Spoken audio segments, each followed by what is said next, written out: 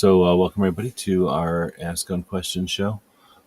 Did the whole preview, whatever you call opening credit stuff today because it takes like 30 seconds for Instagram to get started. So you have to do all that stuff in order to kind of buffer the beginning of the show so that you can hit the live button on Instagram. So, welcome to all the Instagram people today. Normally, we just run live on Rumble and X and YouTube and other places. So we got a bunch of people potentially joining us today. What we do on Saturdays is answer gun questions. We have Tony join us from New Jersey. Thanks for jumping in.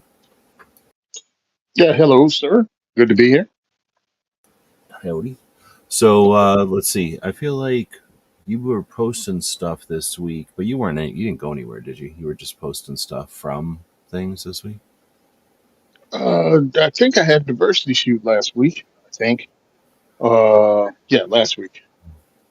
And I think I yeah, was not looking this at week. pictures of KD though, so I think you were just kind of reposting Mm, some stuff hmm that happened to have in my head.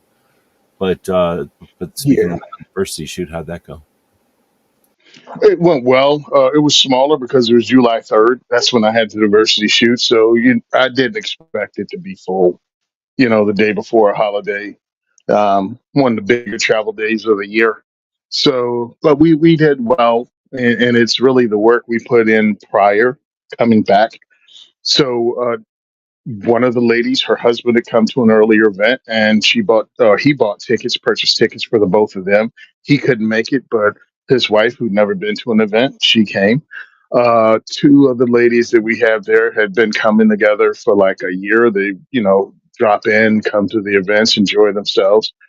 And one was able to bring her 18-year-old son who graduated high school and couldn't think of any more excuses not to come with his mom to something.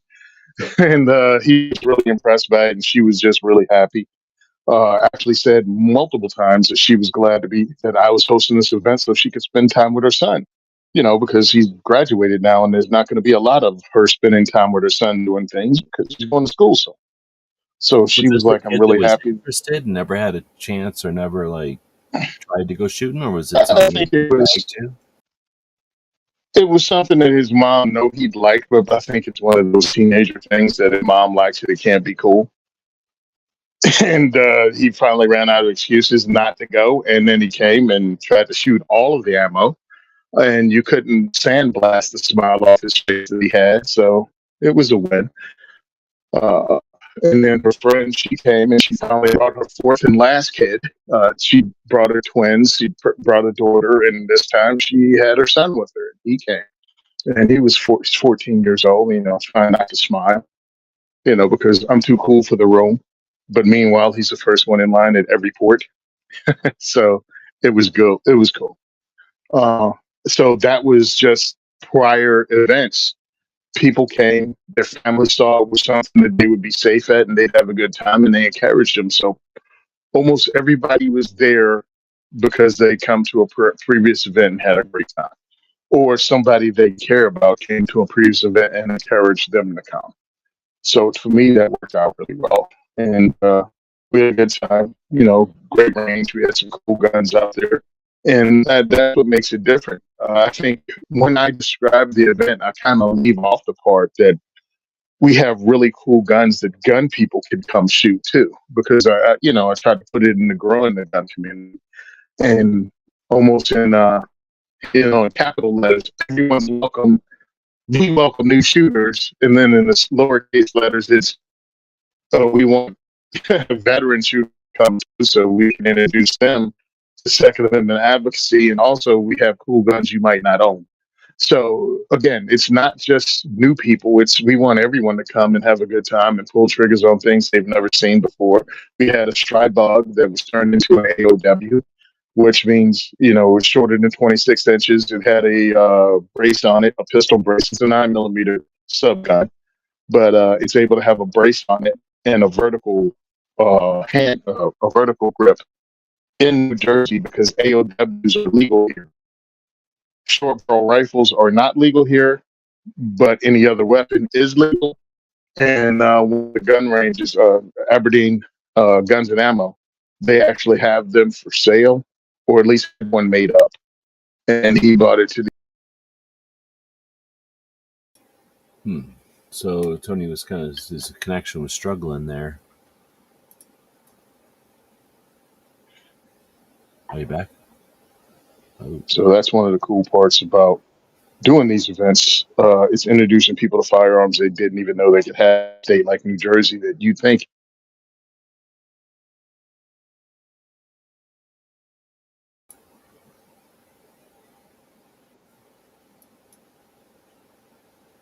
Am I going in and out or yeah, yeah. hello?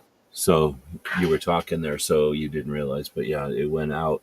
At least I'm experiencing. Let Say me. G Webs, are you there? Yeah, I mean, you're not hearing me. Let the All right, I'm going audience. to presume like I'm the only one on there because I can't hear anything, and it seems like I still got the live thing going. Um, so Now, yeah, we have the now it diversity does shoot that actually. came up on July Yep. 3rd. We have another one on the 31st, August. and on July 31st we have one at We Shoot, and I think we have one on August 14th and another one on August 28th. So what I've been doing is putting up the entire schedule for the year. I mean, for the summer, just so people can purchase tickets because I know people are busy, and maybe they won't be able to make the next one or time slips up on them because it is holidays and people running around with their children. So that's what I'm doing. Is that? Am I back now? Yep, you're back. Okay. Yeah. It seemed like you dropped, but then maybe it was on my side.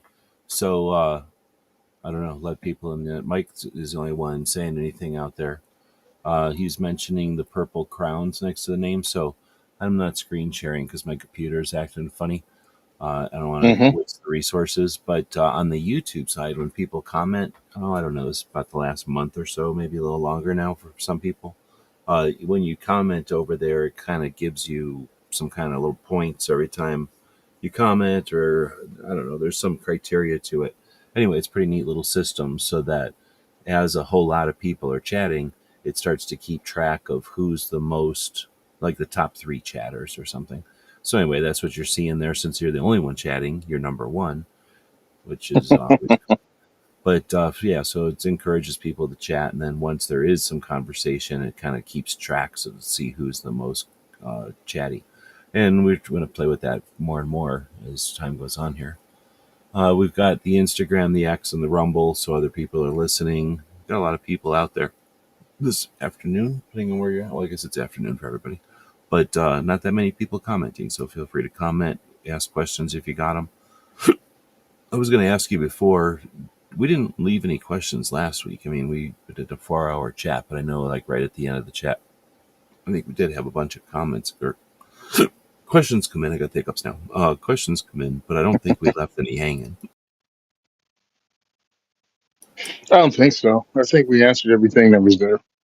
Anything come up during the week that made you think like, oh, let's chat about this on Saturday?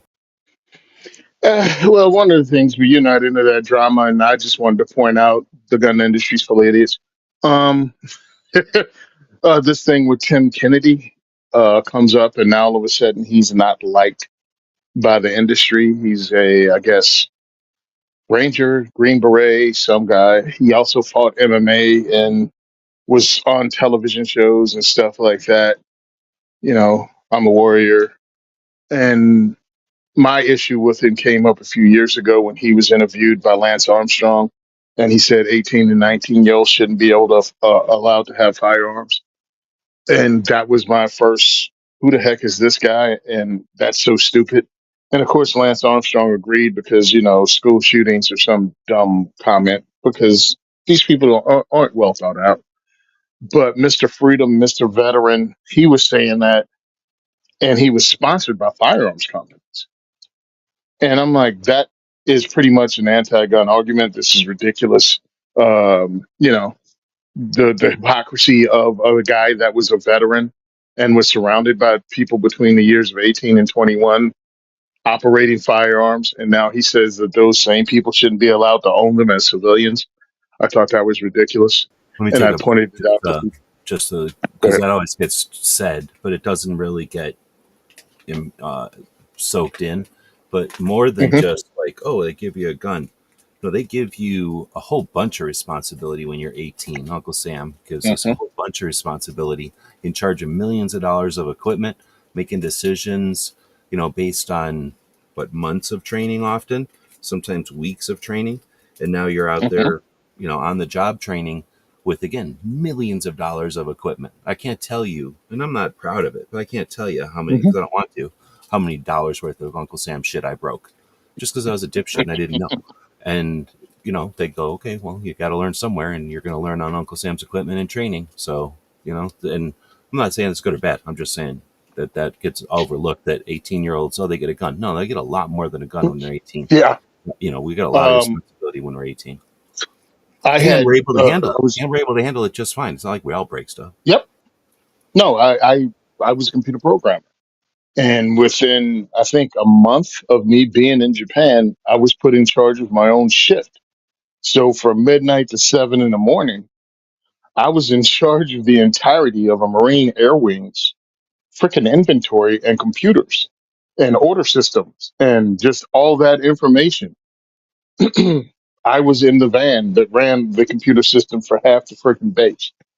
So to say that we're irresponsible based on age is stupid.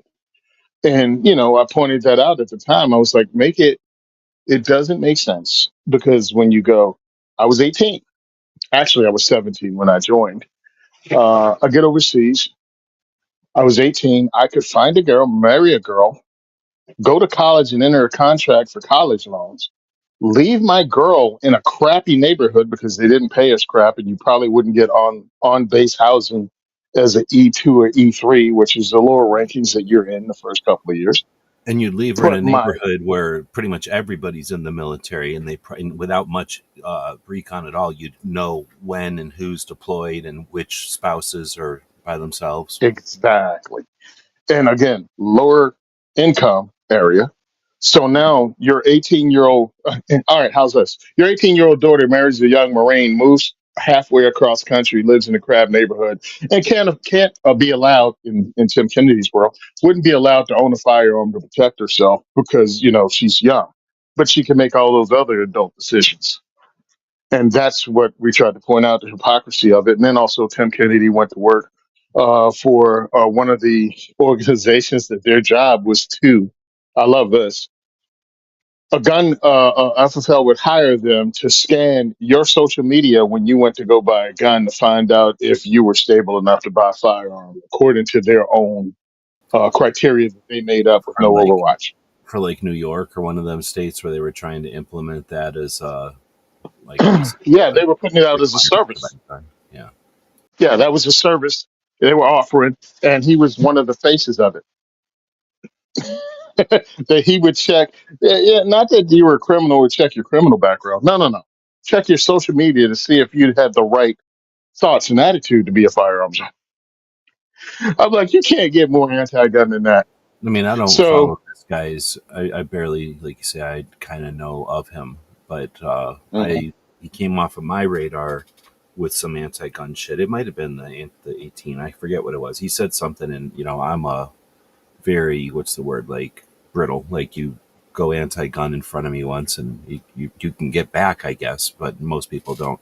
So I just haven't been paying attention to him. Um, Hmm. but um, uh, dang it, what was I going to say? Uh, the thing that bugged me is that or something I was going to say. I guess it's not what I was thinking of, but something else. That's what I'm trying to juggle more than one thing here without interrupting you. But since I'm interrupting you, I'm just going to say the other thing is he was. Oh, I think it was at Shot Show, and I didn't go to the thing because it cost $75 to go into the stupid seminar or whatever they call it at Shot Show, like some Shot Show school or Shot Show seminar or something. Hmm. And it was for suicide. And he goes in there, and um, man, it was I forget how many people on the panel. Let's say 6 people on the panel. I never heard of any of them except for him, and some of them Hmm. had good ideas, and some of them were just trying to shout to or sing to the choir, but they didn't know how, so they were just really failing at it. Maybe that's what I was just about to Hmm. say. Is that by putting something out there like that, it shows how out of touch he is with community that he's supposedly aware of and in touch with, like to. But I think what that was it might have been.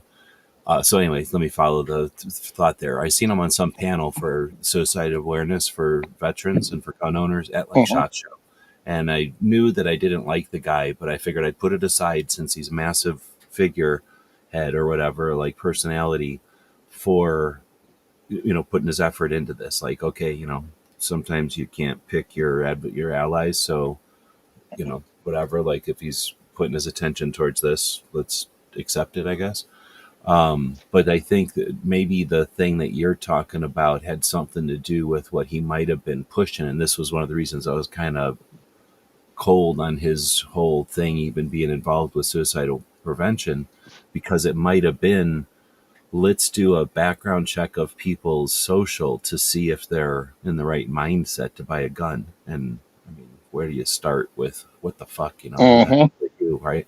And even if it's coming from the right place, like, come on, man, like in the United States with gun Yeah. owners, like you couldn't be more unaware and out of touch, out of step, or whatever the word is, like, don't understand the community that you're talking about. And if that's the case, then or if we're looking back at it, I could see if the guy is just saying whatever he can say to just keep going forward, not caring about consequences, or not, maybe he just doesn't get hadn't gotten a lot of consequences, so he didn't realize consequences were stacking up, or potentially stacking up. But anyway, this was what, 2 years ago, a year ago. I think it was at least 2 years ago that shot that I watched that thing, and I hadn't heard nothing from Yeah, him it since. was. So I'm gonna caveat with that with, It, like, he's not a suicide prevention advocate or anything, or like even awareness nope. advocate. He fucking stood on that Nope. stage once, as far as I can tell, and he really didn't have good ideas. It was more like that, like, hey, let's see if people are psychologically okay to own guns, and that way we'll somehow prevent suicides. It just seems stupid. So I guess if you were gonna say, if someone had suicidal ideation, I think that's the right word if I'm understanding it, and so like thinking about it, and then they tried to buy a gun, like maybe that is some sort of an alert that you could see. But if that's the case, is it alerting them to, like, hey, go help this person? Because if they can't buy a gun, if they're denied buying a gun, what's to stop that person who has that ideation to go buy a rope or poison or walk upstairs, Mhm. all the other things that people do, go on a bridge, trying to say stuff Yep. that makes, from the cartoons or whatever, buys an anvil or something with a rope. So like the idea that just guns are the problem is where, I mean, we agree on this, and hopefully everybody listening understands that that's one So, way to approach this whole idea that guns are so dangerous. And they'll go, okay, so guns are so dangerous, why is it only guns? But anyway, I'll shut up and keep going. so that was my issue is years old because that's how long ago the thing with the freaking bicycle riding guy. Um, it was that old. It was years ago. And then the 2 years ago when you saw him at shot, I saw him at shot. I actually met him at the USCCA party because USCCA couldn't deep throat him enough. All at the same time, they're running around talking about, hey, we really want to promote Second Amendment advocacy. And I'm like, then why is this douche canoe on your stage? And that's what I was trying to point out. And I saw him at a party, and I was like, well, there's two ways to handle this. I could keep talking about the guy and never give him a chance and now here I have the opportunity to actually talk to him. Well, let's have a conversation. So I walked up to him. Hi, my name is Tony. This is what I do. I'm a podcaster, and I'm also a Second Amendment advocate. Stumbled across you on the interview with Lance Armstrong. I'd like your opinion on it because I don't share the same one you do. You know what I mean about 18-year-olds being able to own firearms. And he was like, "No, I believe in the Constitution. I believe in this." And I mean, he was really, really hype. I mean, like almost WWE hype. And I was like, hold on. Is it okay if I record this? Your point of view. That's it. I'm not trying to play I got you game. And he said, yes. So I just posted that this week of me having him just going out. And it's funny because he was like hype. And This the was years minute I ago. hit, this was 2 years ago.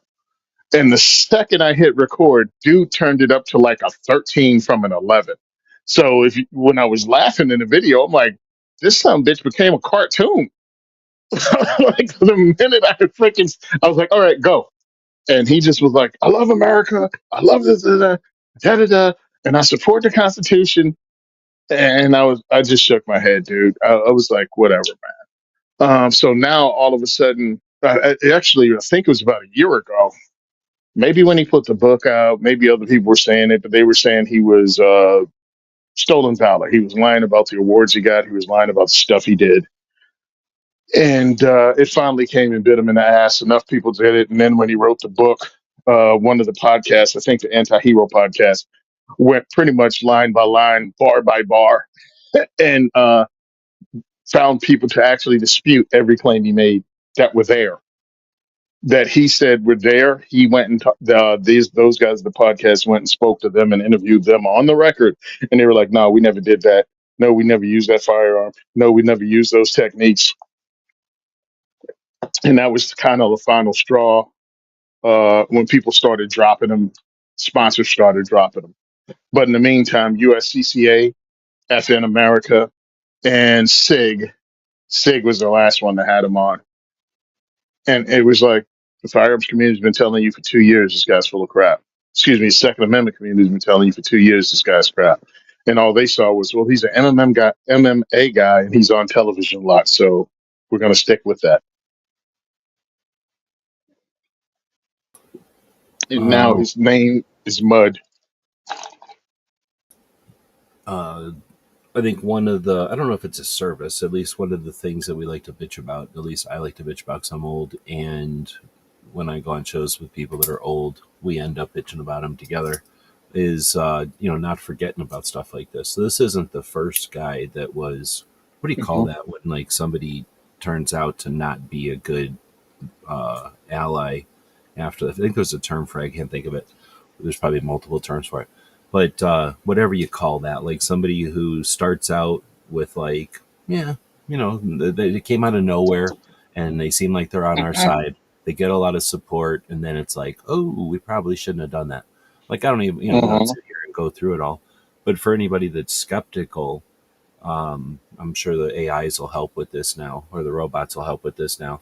But this is definitely not the first situation where Mhm. somebody, it's the person non grata. I can't think of it. It's driving me nuts. But anyway, like there's a name for it when, or there's that term for it when somebody kind of puts their foot in their mouth and everybody like everybody kind of publicly figures out that they're just all show, let's say, and um,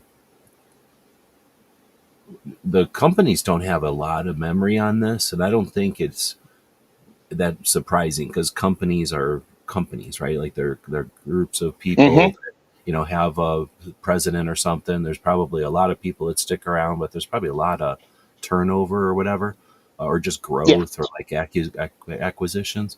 So the Smith and Wesson buys Ruger. I don't know. I'm just making shit up, but some company buys some company, and they decide we'll keep this marketing company because they've been successful or they're cheaper or whatever. They're in house. The other one was outsourced, whatever, and then they figure out, like we're going to change some things up and whatever. So I think that that's what happens is, companies don't have these memories because they just don't, like, there's just not there. They don't need to. But as a community, do you think that we have a long-term memory enough to make it where a company goes, oh, we should probably vet our people, celebrities first next time? Um, No, they're never going to vet their celebrities because they're idiots. Um, because it's just the latest everything. We're no better than anyone else. You know what I mean? When it comes to um, being hoodwinked about people that are a flash in the pan that say the right things right now, and then all of a sudden they start talking more, and you're like, oh no, no, Dan Crenshaw shouldn't be the next president of the United States only because he said got a good sound bite on. I mean, that's why these people record sound bites. That's why they say things in small bursts because they're hoping it gets traction and nobody pays attention to whether they're real or not, whether there's any stake going with that sizzle. So no, we won't learn. We won't learn. There'll be somebody else that comes up next. The hard part about the firearms industry is we confuse people that like guns with actually people that are Second Amendment supporters. They're not the same thing. I mean, I just remember the pushback I was getting, not that I cared because those people mean nothing to me. They were like, "Oh, he's an MMA. You won't say that to his face, or he'll punch you." I'm like, "What?" One, he's an adult male of a certain maturity level. He might be a douchebag, but he's not going to go around punching people because they asked him a question. Two, and I have no fear. I've been punched before. Unless he's going to eat me, that'll be the only thing new after he punches me. So again, no fear of being punched in the face. I've been punched in the face. The other thing is this: they love to put themselves. I think that's what they do is put themselves in the place of these guys and go, "Man, he's what I always wanted to be, my hero." And they look no further than that. So when you point out their hero is anti-gun because of statements he made on multiple occasions and companies he's worked with and become the face of, they're still defending him.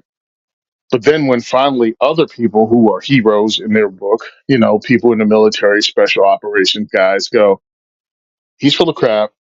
He's lied about everything. Or we didn't even like him when he was in. He was a douche then. He's still a douche. Now all of a sudden, oh, well, maybe he's not a nice guy. And then he puts out the world's worst apology. And I mean, if you could just write an apology that says, I really don't mean to apologize, he did a great job of that. And finally, everybody had enough of him, and he's lost his sponsorship to Black Rifle Coffee. He lost his sponsorship to all the gun companies, and USCCA stopped working with him. I'm like, I guess better late than never.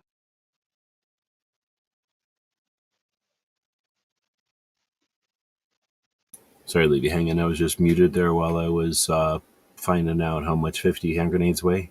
So an Yeah. M67, the modern, like a ball, looks, it's like they don't use pineapples Hmm. anymore. But the ball hand grenade, the fragmentation grenade, weighs 11 ounces or 14 ounces, they said. So the robots say Hmm. that would be 43 pounds. So, like you said, you could carry a bag of 50 grenades, but it's going to be pretty heavy. Yeah, you're not carrying Normally much else. people are carrying normally like 80 to 100 pounds easy of stuff, especially loaded up for bear going into a battle. So 43 pounds of grenades would be, I guess, it's within the realm of shit. But in reality, I mean, somebody would like to have that many grenades, I'm sure. But at least, anyway, that's one of those things where it's like, you just don't use that many grenades. So there's no really make. When you wouldn't, we just don't have situations where somebody carries 50 grenades, do we? I'm trying to think, like, I guess I Uh, don't know, maybe in infantry or something. There's some guys in the back carrying 50 grenades or some shit, but so they can pass them forward. But I think they're probably in a jeep or some shit. Like I don't think we task somebody with carrying the extra grenades, but I don't know. so back in World War II, when we were doing house to house, dudes would clear with freaking grenades. Like they weren't running into every room, sweeping it, digging out the corners like we do today, because you're fighting through towns all day, every day. Like you're not stopping. So they'd be like, get out. Nobody gets out. They chuck a grenade in the room. Grenade blows up. They go in the room. Nobody's here. And those guys probably had just, what do you call that? A bunch of people driving around behind them with like grenades in the truck, like they were resupplying all the time because our supply system's killer, by the way. Awesome. Uh, Logistics is a real thing. But yeah, so those guys use a lot of grenades, but that was a World War II thing. We don't do that now. We sometimes launch freaking AT4s into the place to blow it up or different things like that. Aldo is saying that's why some countries went ceramic and plastic because of weight. Only companies carry a box, never a 8-man patrol. And Yeah. yeah, I would say, like I say, we had to just throw them in basic or some shit. Like that's it. Like you don't. I've never fucking seen a Hmm. grenade. It was in a long time ago though. I think they do Yeah, come we in were. when they're going into combat because they're useful, but they're also dangerous. I guess. What do you Hmm. think? MFA item, gun item, firearm item. Where do grenades? Like people go, blah blah blah. You want to have a nuke?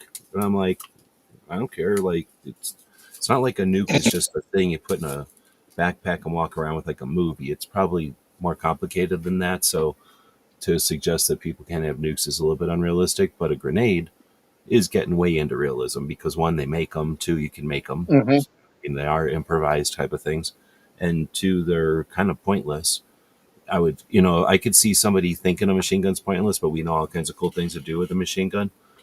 Grenades, where you put them on the list of, can you have, or like on are they on our side or on the other side, the nuclear weapon side of the line? Well, I'm fine with civilians owning grenades because you can make the same damn thing. You can build it in your garage. It's not like it's some crazy technology that's unobtainable. I mean, it's probably And just as easy to make a grenade as to make a suppressor. seriously, and well, except for the potato or the not the potato, but the pillow. But The pillow, yeah, I think we'd have to sit here and think about it for a while because we'd be coming up with just so many movies where they showed you how to make a grenade. You know what I mean? Like it's not even yeah, like it's verbatim or verboten knowledge. It's like kind of common knowledge. It's not like a Molotov cocktail. Like yeah, it's maybe the soap part everybody doesn't get, but for the most part, everybody knows how to make the gasoline and the rag part. That's not like a hidden recipe or something. And I think it's same thing. If a bad guy can yeah, have it and bad guys potentially are using them, then it's silly to make them, or bad guys could potentially improvise them very simply if they wanted to. Then it's silly to make them illegal. It should be illegal to use them, obviously, in public. Obviously, that's murder yeah, and all that. But if we're talking, I don't know, like people go, oh, no invasion is going to happen. But let's say China is throwing drones over here in waves. Oh, they can't throw in, there's no way they could get aircraft carriers of people over here.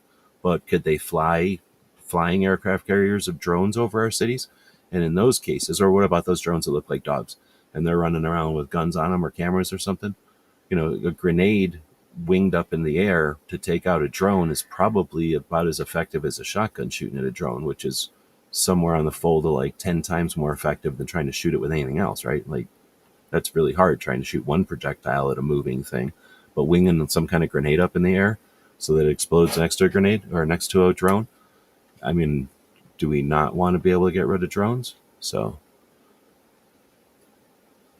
anyway, that's what I was going to say. Was that as much as people think that that grenades are useless, uh, I think there's probably uses for them we just never think about because we don't have them.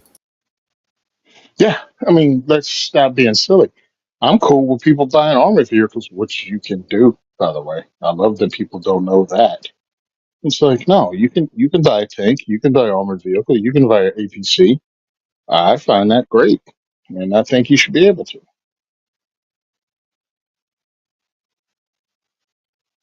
I have very few limitations because very few of these things have been used in crime.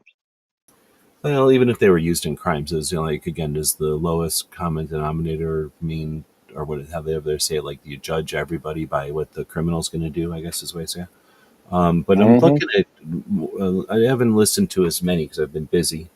Because I know that the conversations have been changing as the cartels. I don't think they just went to Canada, but people are discovering that the cartels have shifted and are also using Canada. I don't want to say they went to Canada Hmm. because they're also still in Mexico. But the cartels have figured out that the northern border is way more porous than the southern border, and they still have a market here.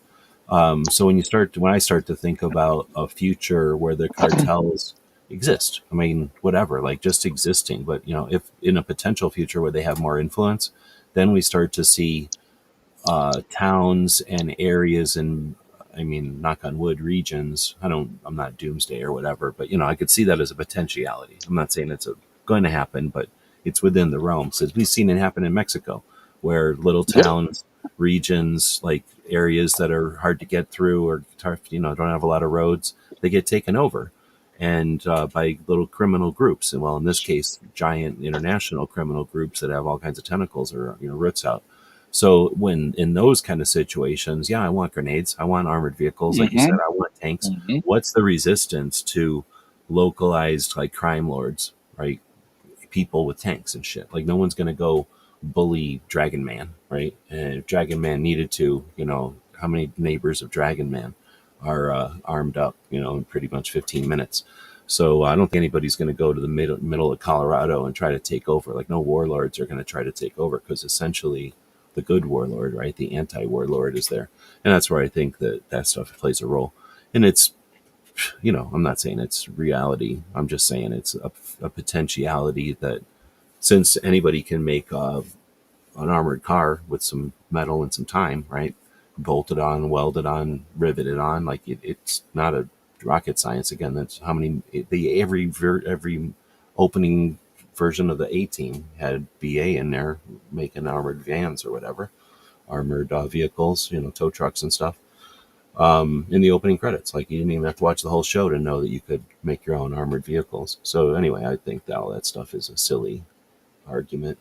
Again, like you say, if it was a problem, you'd know it was a problem with the handguns. You'd know it was a problem with, lever action guns. There is no problem. We're just blabbing, and there are some questions coming in. So thanks to the people that are chatting out there. There's plenty of people again watching and hanging out, but not necessarily chatting. So you can star them on here, but then you still have to go like scroll all the way through looking for the stars. I think the first one, real question, was from Mike a little bit earlier, 21 minutes ago. So we blab a lot. I blab a lot. Mike is asking thoughts on the Bursa Firestorm in 380 as a place by me has it on sale. I already have a Beretta Tomcat in 32, so I doubt that I'll get it, but just wondering as it's cool looking. So I don't know the Firestorm. I'm gonna have to look it up. Is that like the The Walter Tomcat with a PPK barrel one, yeah. that goes up? Oh, No, okay. it's a Walter PPK clone.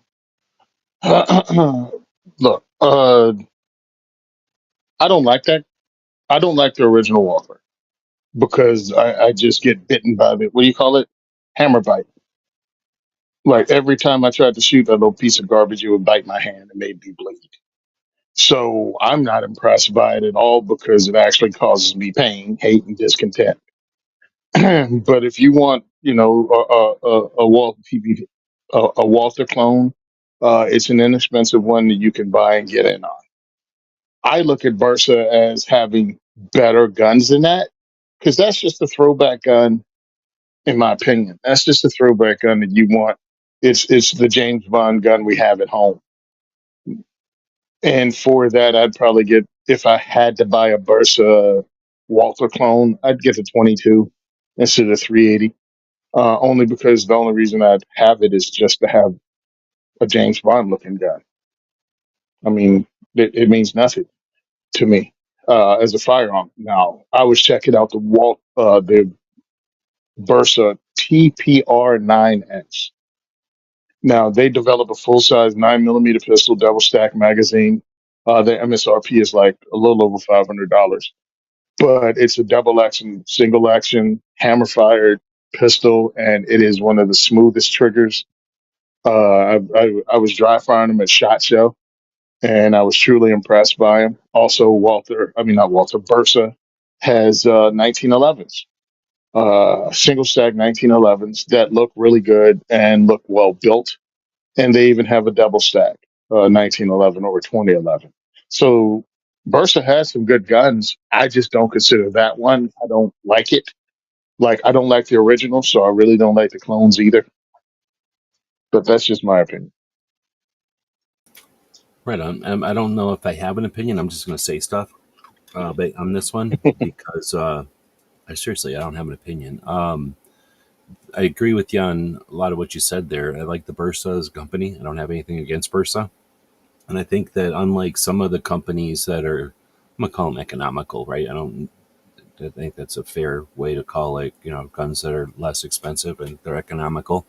Um, so and Bursa doesn't act like they're something that they're not, which I give them credit for. Mm-mm, They make decent guns. mm-hmm. They continue to make the guns that have impressed people for a long time.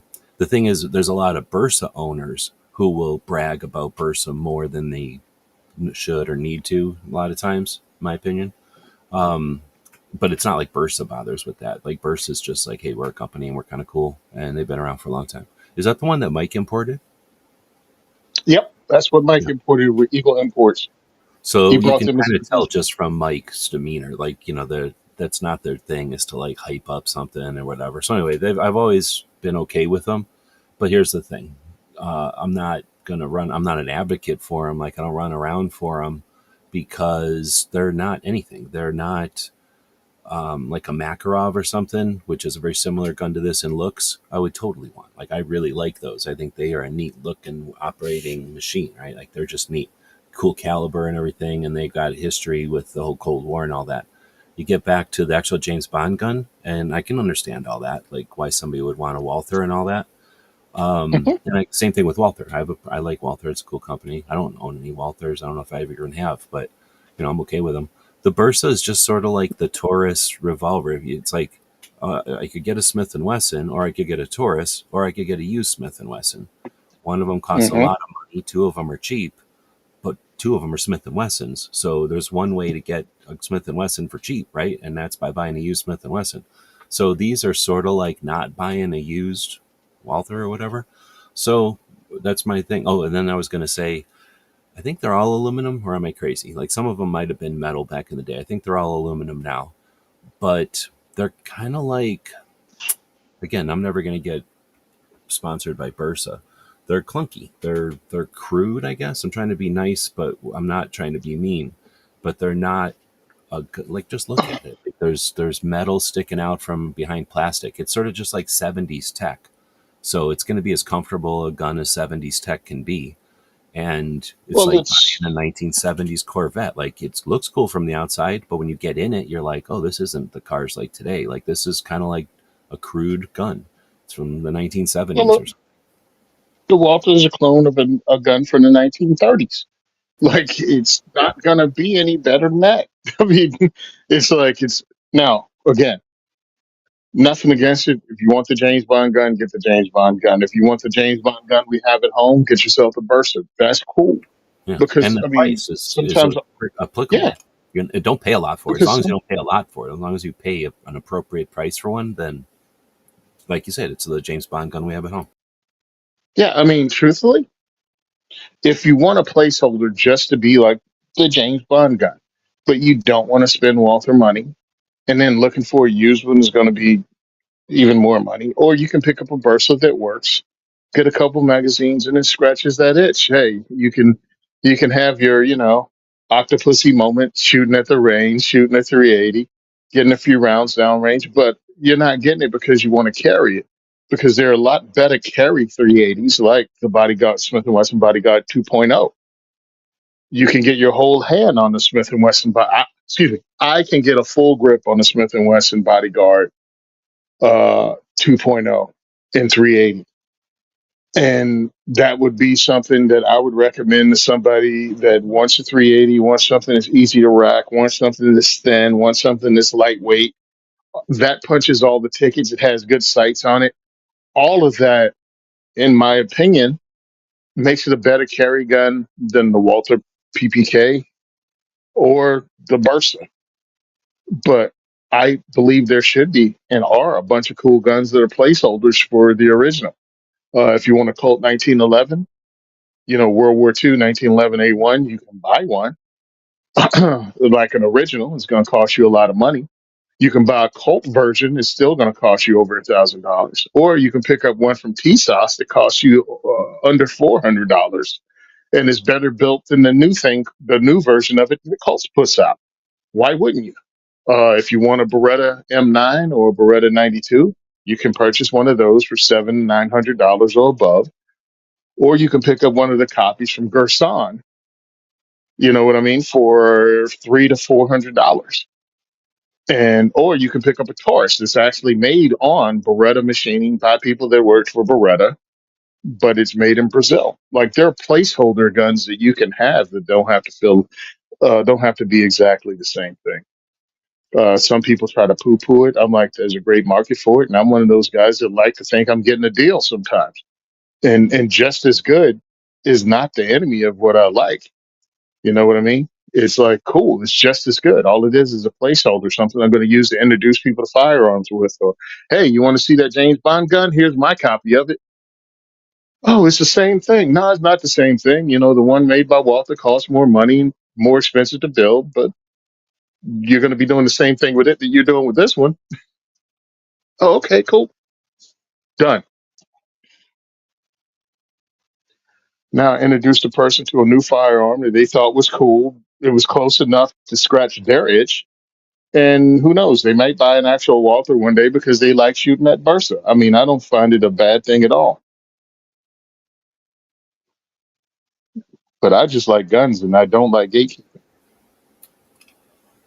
So I think I saw all the comments up to right now, and there's a bunch that are talking about it. Um, okay, so this is Mike's comment, and then I'm going to scroll down. I think it was Aldo who put in a comment. It's just that it takes a minute because we were talking about other stuff and came back to that comment. Um,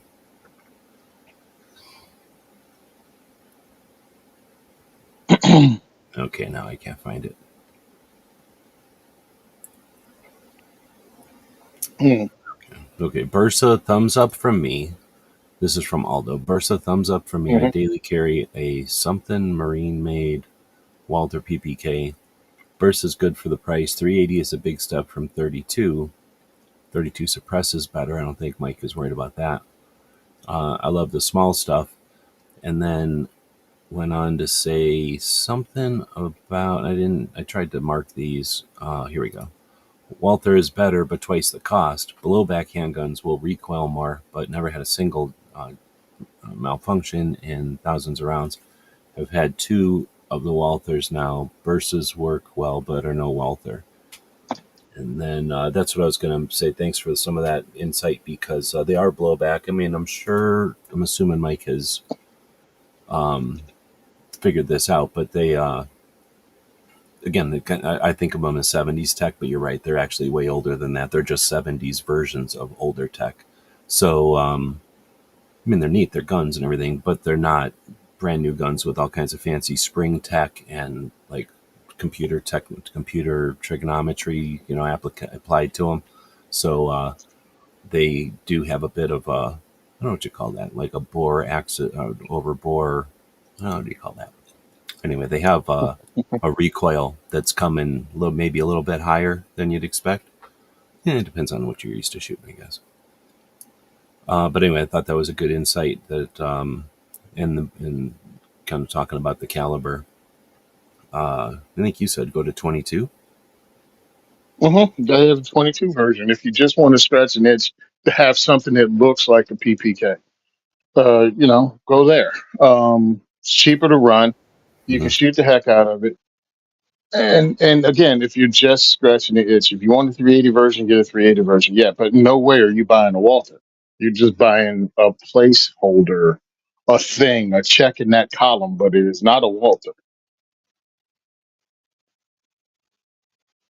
So I don't know if we did that one justice, but we certainly gave it a little time.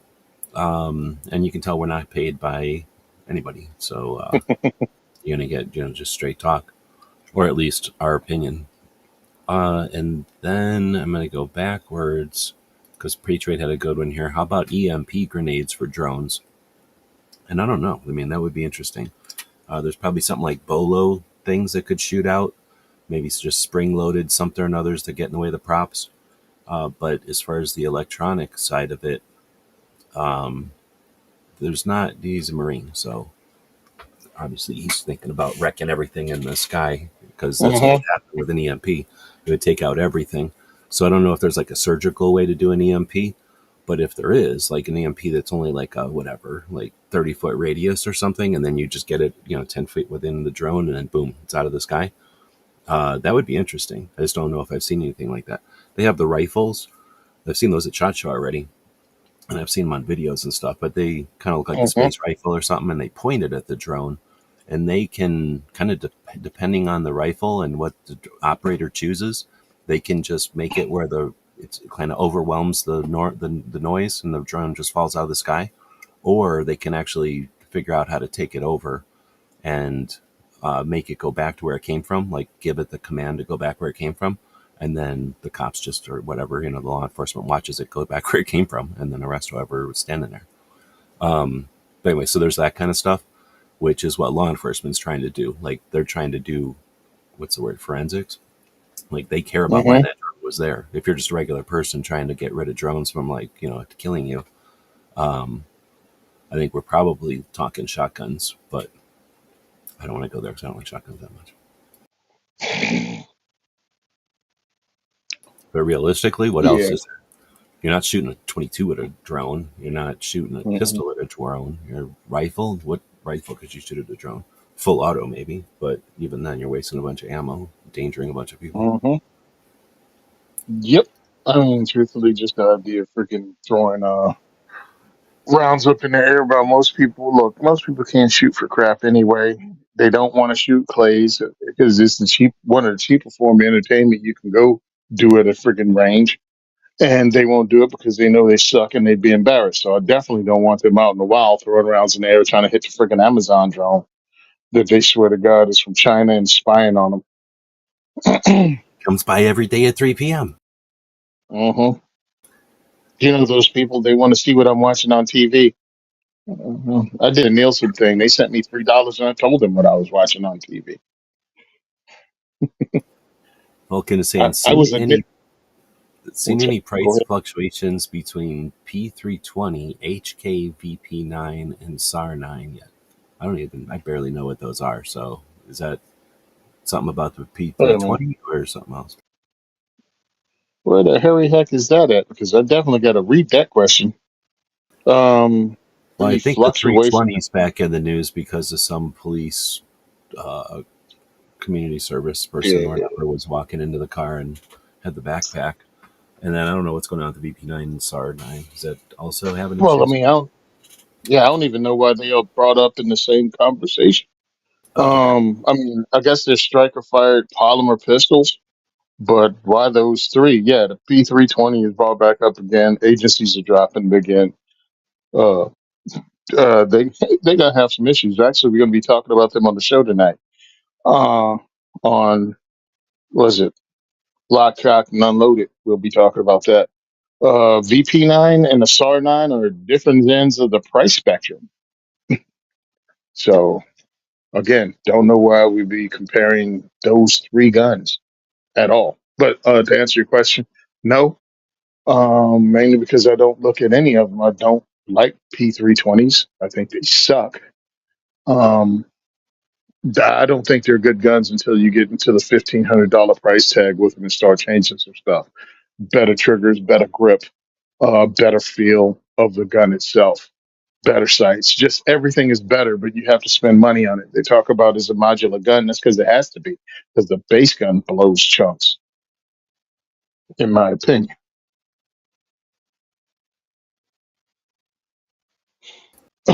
So, Then we go to New York Outcast. He's saying, I'm listening and fabricating a self propelled control for a mower. Tired of waiting on the one I ordered to come in. Dude, I don't know what happens in New York, but in my neck of the woods, that's called duct tape. Just wrap that little levered thing up with some duct tape, and it just always works. You never have to worry about holding it.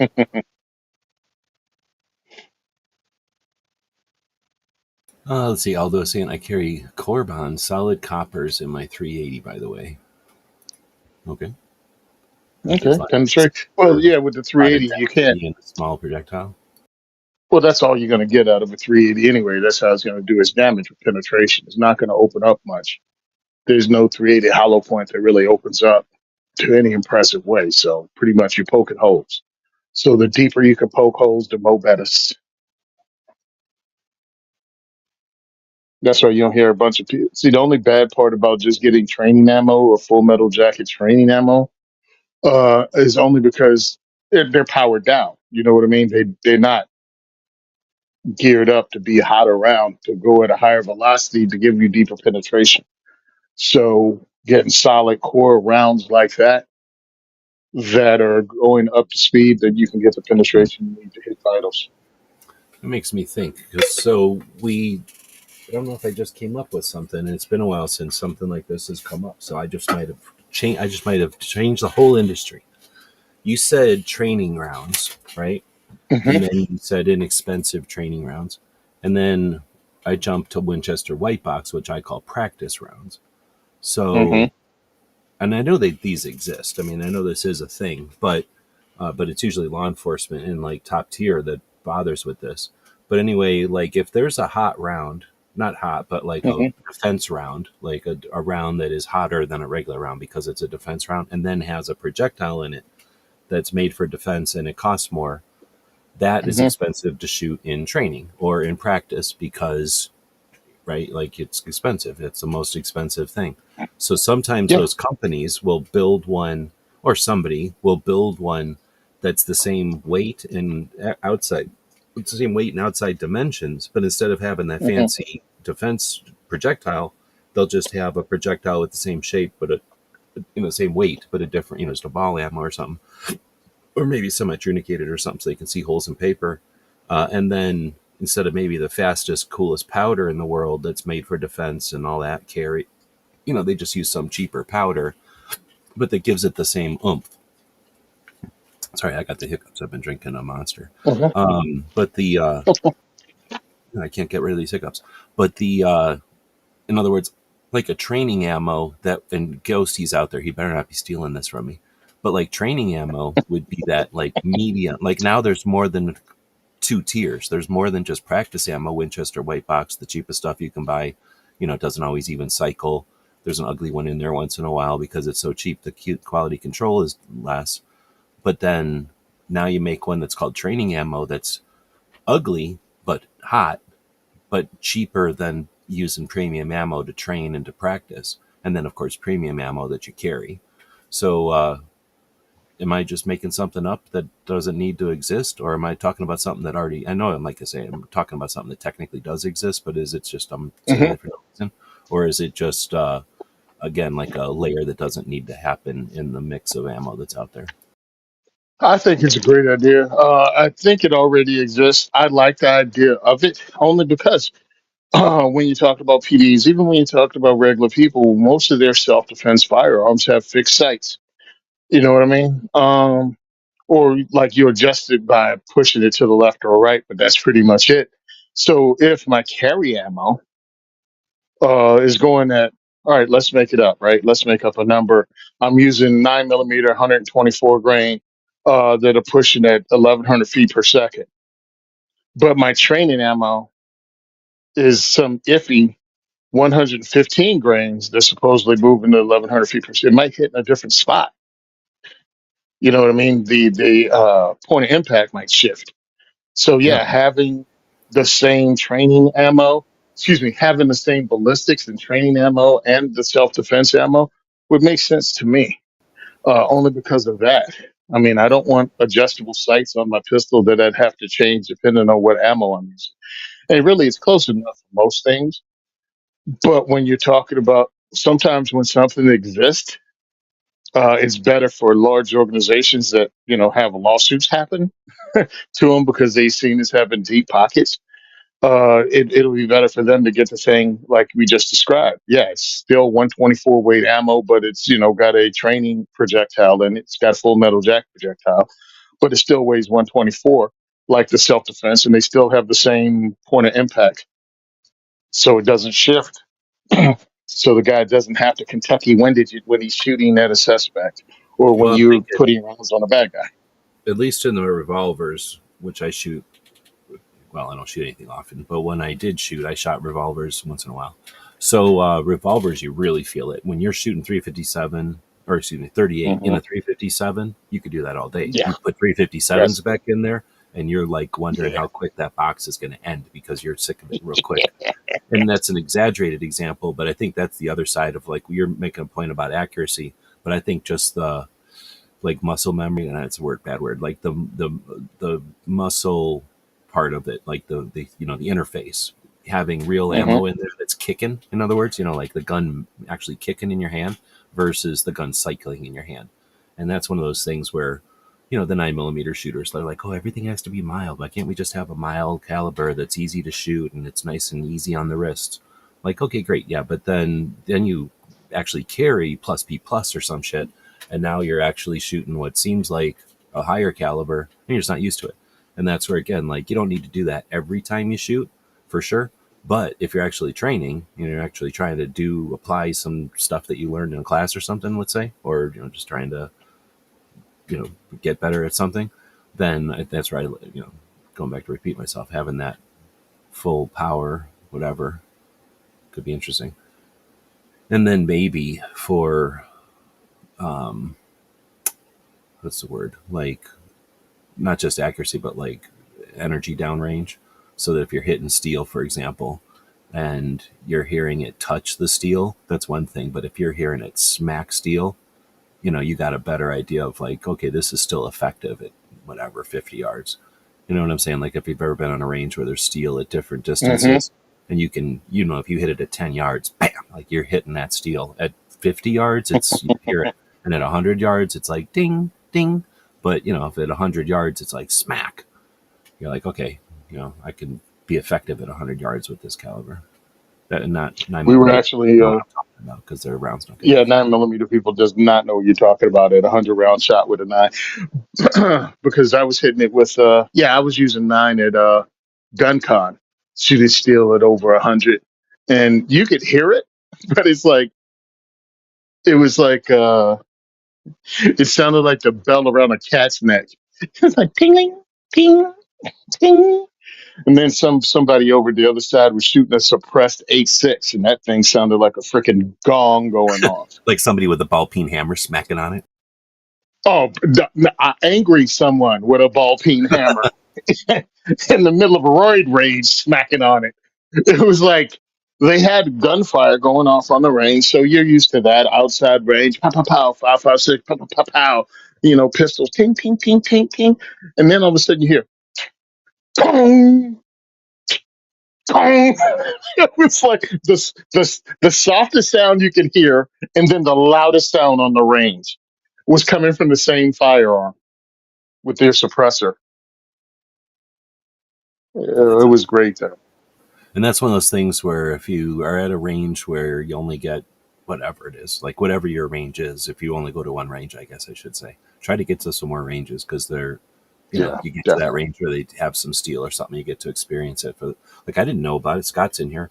I didn't. I mean, I guess I could have put two and two together, but I never experienced an all steel match until there was a thing called the backup gun match, where I Hmm. forget what the reasoning was. I think it's just because nobody wanted to put put paper up for a bunch of little guns, but it was all backup guns and it was all steel, if I remember right. I might this was years ago, but I thought that was the funnest thing ever because normally you go to a match and let's say 10, I don't know, whatever, 50 people show up. So you put them in squads of 5 people. There's 10 squads. There's 10 bays. Everything's happy. Everybody goes to a bay and then shuffles to the next one, right? But then you start taping, and now there's that guy who's like, "Oh, I don't tape. Like I'm too busy. I'm an expert at this. I don't need to tape." And then there's that guy's like, "Oh, my leg hurts. I can't tape." And then there's that guy's like, "Oh, I don't. I'm new here. I didn't know I was supposed to tape." And then there's all these excuses, and there's that one guy who's taping.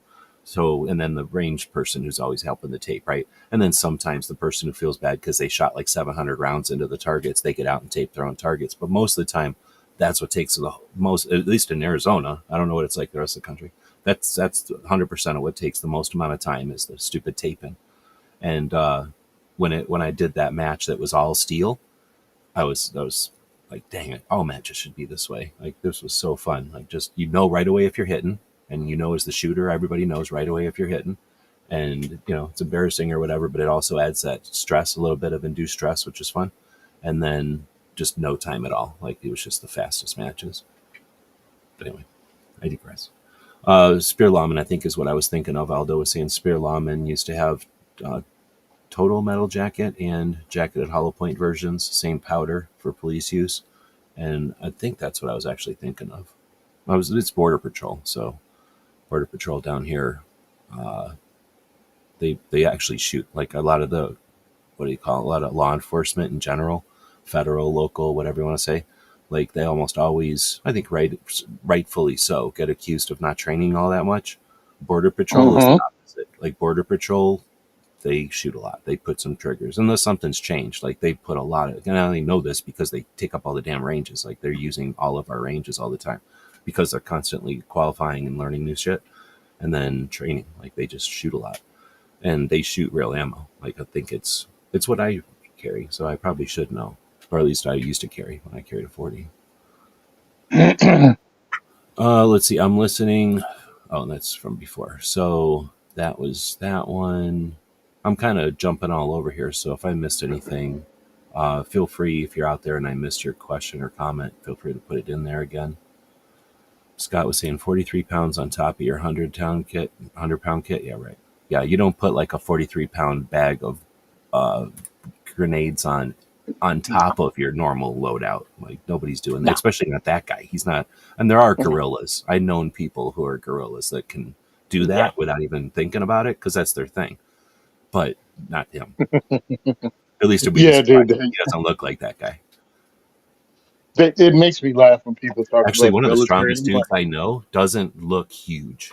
He doesn't, "Mm-mm." he's not that physically big. He just grew up on cowboy, whatever, like on a ranch, flipping cows and Uh-huh. stuff.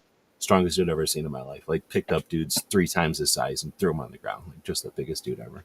But aside from that guy, everybody else I know who can do that kind of shit is massive. Uh, It's but you, always funny when you talk about the military because many people never meet others from different walks of life like you do when you're in the military. Like no, you just meet them people at from work all over or the world. something, like at church, when it's all polite, and people might have all these interesting background, but you don't know because it's all polite. You never talk about it. Hmm. But when you get in the military, it's like you get to see dudes. It's like, when have you ever met someone from Tonga? You know what I mean? When have you met someone from Guam, an actual Guam native? Yeah, I did that in the military. Me I live too. in At the frickin' New Jersey, bro, and we have a diverse population here. And I still met more diverse people in my first freaking year in the Marine Corps. Yeah, I've always, ever since I was a kid, I've thought about that because even just before the military, just doing things where we did stuff like summer camp or something, and even just some schools will do this, right? Like they'll go on trips and things. Like not every school, but some schools will do this. I've seen it happen, and not just in the movies. And those kind of experiences are, I don't know what to call that. Like they're good for a youngin to have, so that they get out of their whatever their mindset or whatever they think the world is like from their windows. You know what I mean? Like see something from the Yep. outside of the windows looking in. But I guess that's what our show's about. We're not just talking about answering gun questions here. We're answering life questions. We're helping people Life grow their questions. kids. We're helping people Welcome raise their to kids the show. better. We may We're not building a raise better America. your kids better, but we're gonna offer suggestions so that your kids.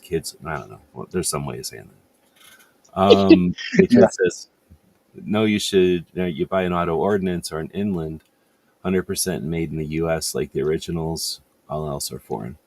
I was going to say I I, don't. They had an auto ordinance, and I don't remember it being made in the USA. Was it? It yeah, I could had an auto ordinance too. Wasn't have, but impressed I by it, didn't and I pay really much don't. for it, and I can't remember though. Yeah. So I'm looking at well, understand. I'm looking at best bang for the buck for the money we spend diversity shoots. So I owe nobody any loyalty, especially something that might not work. Auto ordinance is owned by Car Arms and that whole group, but I don't know about their reputation because I've been watching videos about everybody's stuff, and I don't hear a lot of mention of auto ordnance because when we use firearms, we're talking a couple hundred or more rounds twice a month um, with people, and they got to work every time because I'm introducing them to firearms. I don't want them to have a bad experience, so I don't want to hear. I'm not going to be brown loyal just because it says Colt on the side. Thing has to work and not be a rattle trap, and got to be worth the money I'm spending on it. Like I talked to the guys over at Nighthawk Custom. They seemed interested in what we were doing and being a part of it. So I'm like, hey, and I know it was hilarious because I'm sure they might have felt insulted. But I told them the same thing I told everybody else. I need the firearm to be able to work. I don't want to have excuses for the person that was scared to go to a gun range. The first thing they pick up is your firearm, and the thing double feeds or jams up, or we have to, you know what I mean? We have to take the gun apart or pull it off the line because it's dead. That is not a good first time experience, and I don't owe you anything because it says whatever on the side. Gun has to work, no excuses. And of course, the owner of Nighthawk Customs looked at me like, "Our guns work," and I was like, "Cool, I'd love to have one on the line."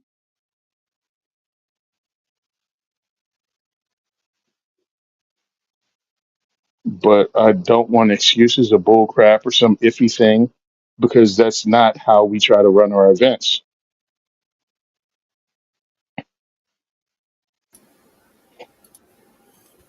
So I was trying to go through comments. I wasn't necessarily, I was listening to you, but I don't have anything to add. I'm just going to switch topics and go back to, I was kind of saying before, I don't know if I finished my thought, but I always thought when I was a kid that, especially after, like you said, going through, I joined as a youngin also when I went in the military, so, or with the army. So I hate when people say military. Why don't you just say which branch you're in? So when I went in the army, I had to, or I didn't have to. I wanted to join early, so they you do like your whatever basic and then school between while you're in whatever you call it, like spring break at high school. So and I think, but everybody except for infantry goes in, and certain other combat roles will go in and do a combat basic that kind of blends in with the rest of their school. But for everybody else who has a regular like job or whatever in the military, you go to basic, which everybody goes to the same basic, and I think this is the same for the whole military. And then after basic, you go to another school where you might learn whatever the hell your job's going to be, aircraft mechanics or stargazing, whatever your job's going to be. And because of that, a lot of people have two different opportunities to go to training, right? Like a bunch of people that you go to training in basic, then you get ripped up and moved, and then you go to another training and you meet all those people. And for us, Mhm.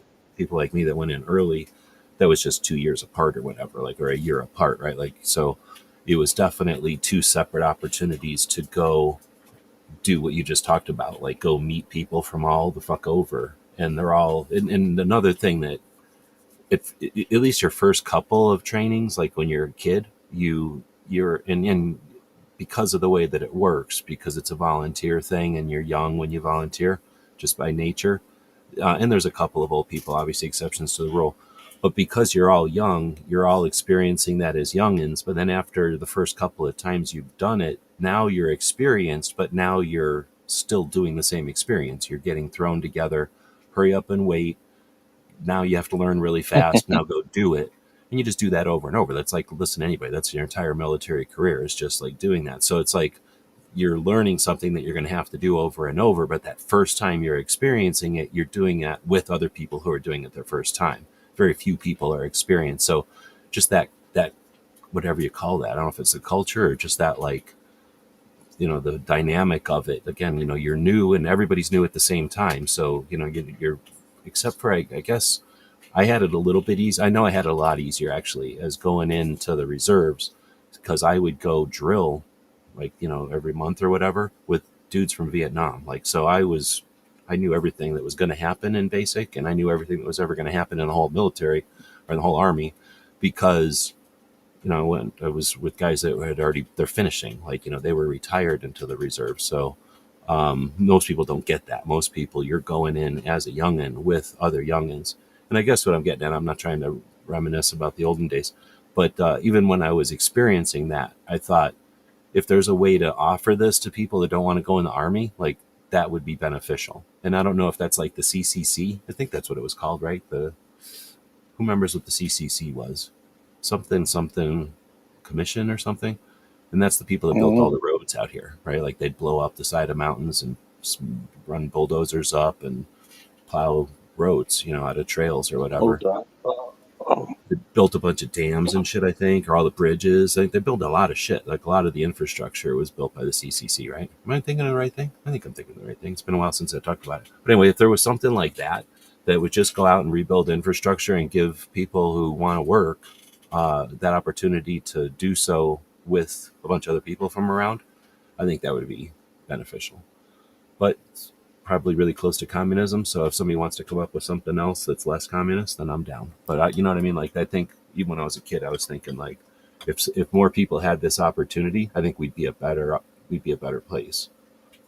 But Okay, yeah, it was a civilian conservation corps. there you go. That's what Thank you're you. talking about. Yep, yep. Yeah, it was killing me because it was also it was called W. There were a bunch of programs. A lot of people call it like the WPA because that's what my grandfather was part of. They built like 75,000 bridges and stuff like that from 1935-43. Oh yeah, that might One of be the there might bridges. be different names for the different. I'm just throwing it all under the CCC because I don't know what I'm talking about. Yeah, CCC was program employed young unmarried men in conservation national resources development projects. Same time frame. They planted trees, built roads and trails, and did that kind of stuff. Improved national and state parks. Um, yeah, my grandfather was in the other one that they built. Actually, one of the bridges that run through our hometown or home county. Every time I drive across it, I just think it's pretty freaking cool. And my granddad helped build it. I think that's pretty neat too, especially when you think about this is like what right around World War II. So a lot of it was right after, Hmm. but it started before even, or at least some of it. Anyway, 33. 33. so Yep. okay, so then dynamite, steel, some brass, wool, leather, and cast iron. That's about pretty much everything was made out of those. There was no fucking nylon yet. Barely anything was made out of aluminum. Made I don't even know if cans were made out of aluminum. I think there were still steel cans back then. So Oh I'm yeah, just they were saying, still a metal different cans, tin world. cans. Just a different world, right? Like these are people that I don't know when air conditioning happened, but they just lived whatever the experience was, whatever the temperature was outside. Essentially, they'd go in the shade or whatever, get out of the rain. But the way that Mhm. we are so like pansy. Is that the right word? Am I allowed to say pansy? Like the way that we're so Okay. wussified. I'm allowed to say that.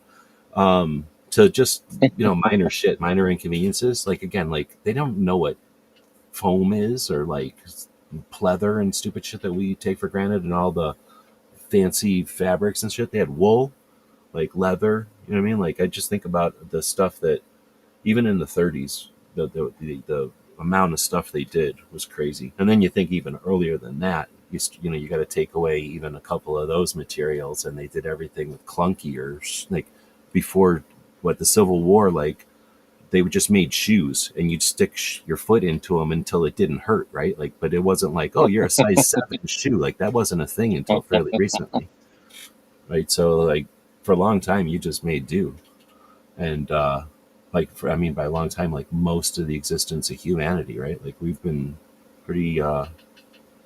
I don't know what the word is. I'm not getting in trouble. Coddled. Like coddled. Yeah, that's a good one. Mike saying his dad was in the CCC. Right on. I think I might know people that were in it, but I'd have to sit here and think about it, and I'd have to cheat by asking like my mom or something because I can remember stories. Like I know of the CCC, and then like you say, like then I'd be driving somewhere and they'd see like you'd see a plaque. This was made by the CCC, and I'd think, oh, I wonder if it's so and so that I know is part of this or not.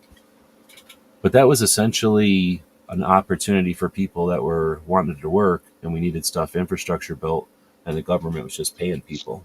I don't think it was like I think it was like being in the military. It wasn't like they're getting rich, but they were learning a trade and they had work where there wasn't a lot of work. Right? It was sort of a Hmm. let's kill two birds with one stone, give some people some jobs and build some infrastructure. Yeah, with some of that socialism, everybody talks about they hate Roosevelt for, and I'm like, whatever. You know what I mean? Like, there's no president except George Washington that was like overwhelmingly loved by everyone, um, and understandable. But it's like stuff need to get done. They figured out a way to get stuff done. Was Well, it and right? Was it wrong? History will tell. hindsight is there's nothing that guy can do to hindsight because every single day we can come up with more reasons why he's a dick or why he's awesome, and he already did his Hmm. shit. He's already put his point. He already did his stuff a long time ago. But and it'll flip and flop. But anyway, generally I like the concept. I like the results for sure. I just don't. When you start looking at the actual doing the math, I'm like, I would have rather, ideally, or would have rather it have happened a different way, or I don't know, at least the states. But whatever, who cares? It's what do you call it? 2020 hindsight. Mike White did say thanks, guys. So hopefully our whatever blabbing about the epistle offered some insight. I don't like to rag on a lot of guns, but at the same time, I don't like a lot of guns. I like all guns. I don't like, I don't hate guns. It's just that I like the machines of them. I like the history of them, right? There's things like that. And some of them are just not. Like, there's no history to them. There's nothing really neat about them that's unique, I should say. They're either ripping something off or they're just like another one. And so for me, there's just a lot of them that are like cars. Like, there's just so many cars. Like, I kind of like some cars, but I'd rather drive a truck or a van or some other vehicle that's not just a two wheel or a two door car. Where some people love the idea of driving around sports cars and stuff, right? Why is this? Do you keep See, starring that one? Why does it keep getting starred? Is it because I'm on it? uh, no, I didn't store anything. I haven't Uh, even tested that computer. have- Um, so I like firearms. Have fun with them. My idea is sometimes it's like, well, what's the most expensive one in this genre, and what does it have to offer? And you go through it, and your practical mind kicked in. All right, then what's the least expensive one, and how does it hold up? And then what's in the middle of the road? Like, that's my thing, right? Where do you get to the point of diminishing returns with a firearm and the amount of money you spent on it for a certain purpose? Like, if you just want a Desert Eagle, then it makes no difference how many other guns I show you that are big bore, you know what I mean, that shoot a big bore round because you want a Desert Eagle. But if you want something because you want to hurl big chunks of lead down range in a handgun, well, I have a plethora of things I can show you if you're not dedicated to one thing, and then tell me what your budget is because that's different too. We can do everything from a 44 from Taurus, up to like a hand built gun from one of these dudes that makes revolvers. It's like, where do you want to start at? And I like to be aware of as much of that as possible because to me it's fun and it's something just for imagination. I like guns with stories behind it. That's why I started off with military surplus guns because they tell a tale. I mean, what's that deep ass scratch in the back? It could be anything from, this dude crushed somebody's skull with it in a freaking fight in the snow on a mountaintop in Korea somewhere, or it could have been just the idiot dude that comes in as the reservist 2 weekends a summer, drop that son of a bitch off the back of a truck. Like, he could be any story from that or in between. So that's why I dig this stuff because it's a thing.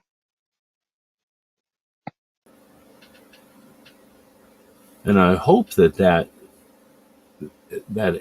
depth or whatever is not overlooked, by folks that are just kind of dabbling or getting into it.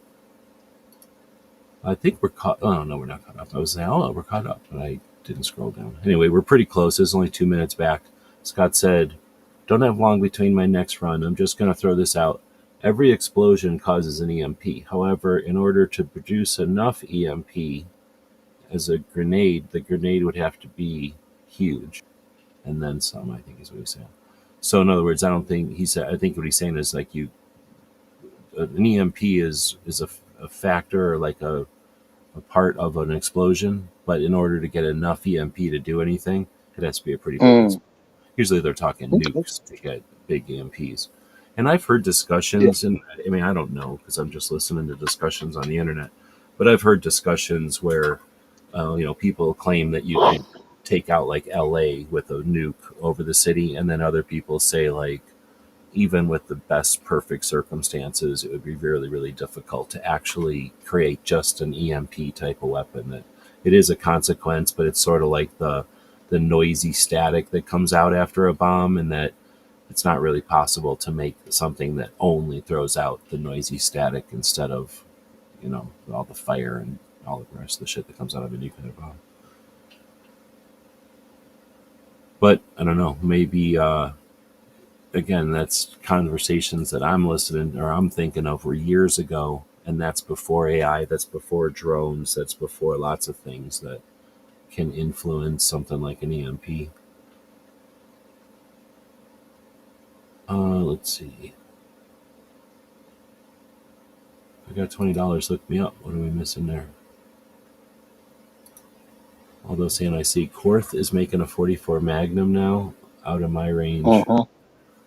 Um, is Korth the ones that who's making those or who's it's not They're being imported by Nighthawk Custom. it is Nighthawk. Okay. Nighthawk Hmm. doesn't do anything inexpensively, so they're just not my style. Like they look a little bit. They look like they're trying to look different by trying to look. They're trying to look different. Does that make sense? Like I don't think they needed to look the way they Hmm. look. They're just trying to look the way they look. And I don't really have a problem with existing revolvers. So to me, they just look different and not necessarily better or nothing. Well, I mean, I look at the Quarth Mangurin, which is now being imported by Beretta from France. And darn, there's a third one, high end revolver, Ruth Roth. What the frick is the name of it? There's a revolver out of Germany that makes like handmade high end revolvers. I think they're all great. If you want to buy one, buy one. I think they're just, I mean, they're not exotic cars. They're luxury. They're luxury brands, in my opinion, when it comes to revolvers. They're luxury brands, but they freaking work. So I have no complaint about them. But they're different things. We had that discussion on the show, and I've since kind of changed my opinion, even about Nighthawk Custom 1911s and those guns. I was like, they're expensive, but they're in the same price range as 2011s that people are shooting in competition and people are buying now. The $4,000 to $5,000 price range, and some people won't blink an eye to buy a staccato because it's the new hotness in the firearms community. I'm like, well, that's the neighborhood the Nighthawk Custom lives in. How come nobody's been running those in competitions? And it's because those aren't competition guns. I mean, they're high end 1911s that are built well, hand built by one person, but they're not built to run high round counts in the competition, which you chuck in the friggin' magazines on the ground and grabbing a new one. They're built, I guess, for you to take to the range and pretty much clean and hang up on the wall as a piece of art and take to the range again if you want to, but more than likely, it'll just be a safe queen or something you break out every now and again for when the brother in law comes over and you can brag to him. That's my opinion on the Nighthawk Custom. I don't think they're not good guns, but it's just like I think it would be a cool gun as a heirloom piece, as a barbecue gun, as something you bring out to impress people to show how far along handgun technology. Like it can be art, in my opinion, and I think that's where that falls in. Yeah, like a Gucci gun, it's an art piece. I mean, it's functional art. So when you're talking about a Cabot or Alchemy Custom or any of those guns. It's like, yeah, those guns are built to be looked at, to check out the freaking engineering, and then to shoot. And yeah, you can shoot the same round with a $399 freaking TSOS, but it's a whole different experience when you're shooting it on a $6,000 hand built fill in the blank or whatever company, um, with an actual gold bead dot and this, that, and the other, and heavily jeweled bolt or whatever. It's just a different thing. It's a luxury item. It's something cool. It should still exist. And I'm glad there's a market for it because we live in a golden age. And really, if you think about it, it's not that much compared to what something like that used to cost. I mean, I think even for the military, uh, when they were buying Thompson submachine guns, Tommy guns were going, remember, by volume to the U.S. military for over $250 each, which is like $2,500 each today, which is crazy because I think today's prices for M16 A4 is like $800, and a Tommy gun would be over $2,500 today. The different. Well, I mean, I'm just trying to remember some stuff, but I'm just assuming that Thompson, even if somebody bought it, was probably people, putting it was just probably way more labor intensive, I guess. So I could see that being a thing. And then the other side of it is when, yeah, you could buy your M16 for $800, but then what are they doing to it before it gets put in the hands of somebody. They're probably at least putting a can and an optic, maybe something else on it. I don't know if you count like the sling and that $800, So like, all I'm saying is it's probably a couple of bucks more before it actually hits the hands of the user. Um, but and I don't know if the Thompson had to deal with all that. Like, but I'm sure if the Thompson did have to deal with all that back then, there would have also been additional price. It's not like they would have done that for free or nothing. I've been scrolling here. I thought I put a comment in to remind myself of something, and now I can't find the comment, so I won't remember what that thing was. The one we have on the screen, though, is Aldo saying if you force a magnetic core out of a toroidal, I can't say that word, a winding with a, what do they call that? Toroidal? No, toroidal? Anyway, So I know hold what the on. shape is. Kind of looks like a shape that we've seen. Anyway, with that winding, you can do a non-nuke EMP. Sometimes you use an explosive to make the core shoot out, though. So evidently, there is a way to mechanically induce a large enough like pulse of electricity with just an explosion and not a whole like nuke. Like I say, I'm sure that they'll come up with just the same way LED bulbs are different than light bulbs. You know what I mean? Like once you start putting your mind to it, you figure out different ways of coming up with the result you're looking for.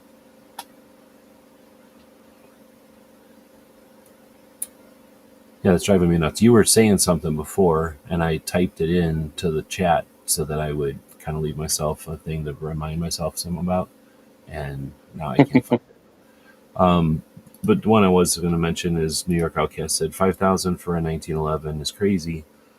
Um, I look at it like the 1911 is the design. It's like the platform. It isn't a 1911 in the respects that they Yeah. did have 1,000 slides made and 1,000 receivers made. We've talked about this before. Their whole thing is that they start with some crude castings. Well, I shouldn't say crude. They come up with some really nice castings that are made for them, that essentially made that they make for their guns. In other words, they're not just going to like a Brownell's warehouse and saying, "Send me 100 forgings, and we're going to make our guns out of that." Like they make them. Yeah. So anyway, they have like one person. So it'd be the same as saying like, oh, I'm gonna have a I don't know. I'm trying to think of a car that they do this with, but like some car made, and instead of just going and finding one off the lot, you had a Jesse James guy or somebody No. start Oh, with some you're flat missing it. metal, huh? Callaway. Callaway. You can have a Corvette. You can have a brand new Corvette, or you can take your Corvette and send it to Callaway and have them turn it into a Callaway Corvette with all the bells and whistles. Okay, That's the so difference. thanks. I didn't know about that. So yeah, right. And then Yeah. that's the difference. Is mainly the man hours, right? It's like sure, it's got some more Yeah. material, so that costs money, but it's really just the time. It's like the man hours, and you've got to. Yeah, it's a Corvette, but it's now a level above a Corvette. So that's all I wanted to throw Hmm. out there. I really like Nighthawk. I think they're a Hmm. cool company, but I understand that that gun isn't for everybody. Just like that Corvette you're talking about isn't for Hmm. everybody. And it might be for the person buying that isn't Magnum PI who's going to grab a couple of Dobermans and a chick and like go off on adventures. Like it's probably somebody who's just going to drive to the golf course and then like take it to the car show on Fridays. But guess what? We're capitalists. We're allowed to do that shit if we want. But if they needed to, they could grab a couple of Dobermans and a chick and go take care of business because they got a cool Corvette. Or they would have a Ferrari, I guess. But you know what I'm saying. I'm mixing some metaphors up there. Yeah. I mean, look, But I at the same do I time like want it? that would that and I was going to say something about like before too, like when you were kind of describing the guns that are kind of custom made and have the big price tags.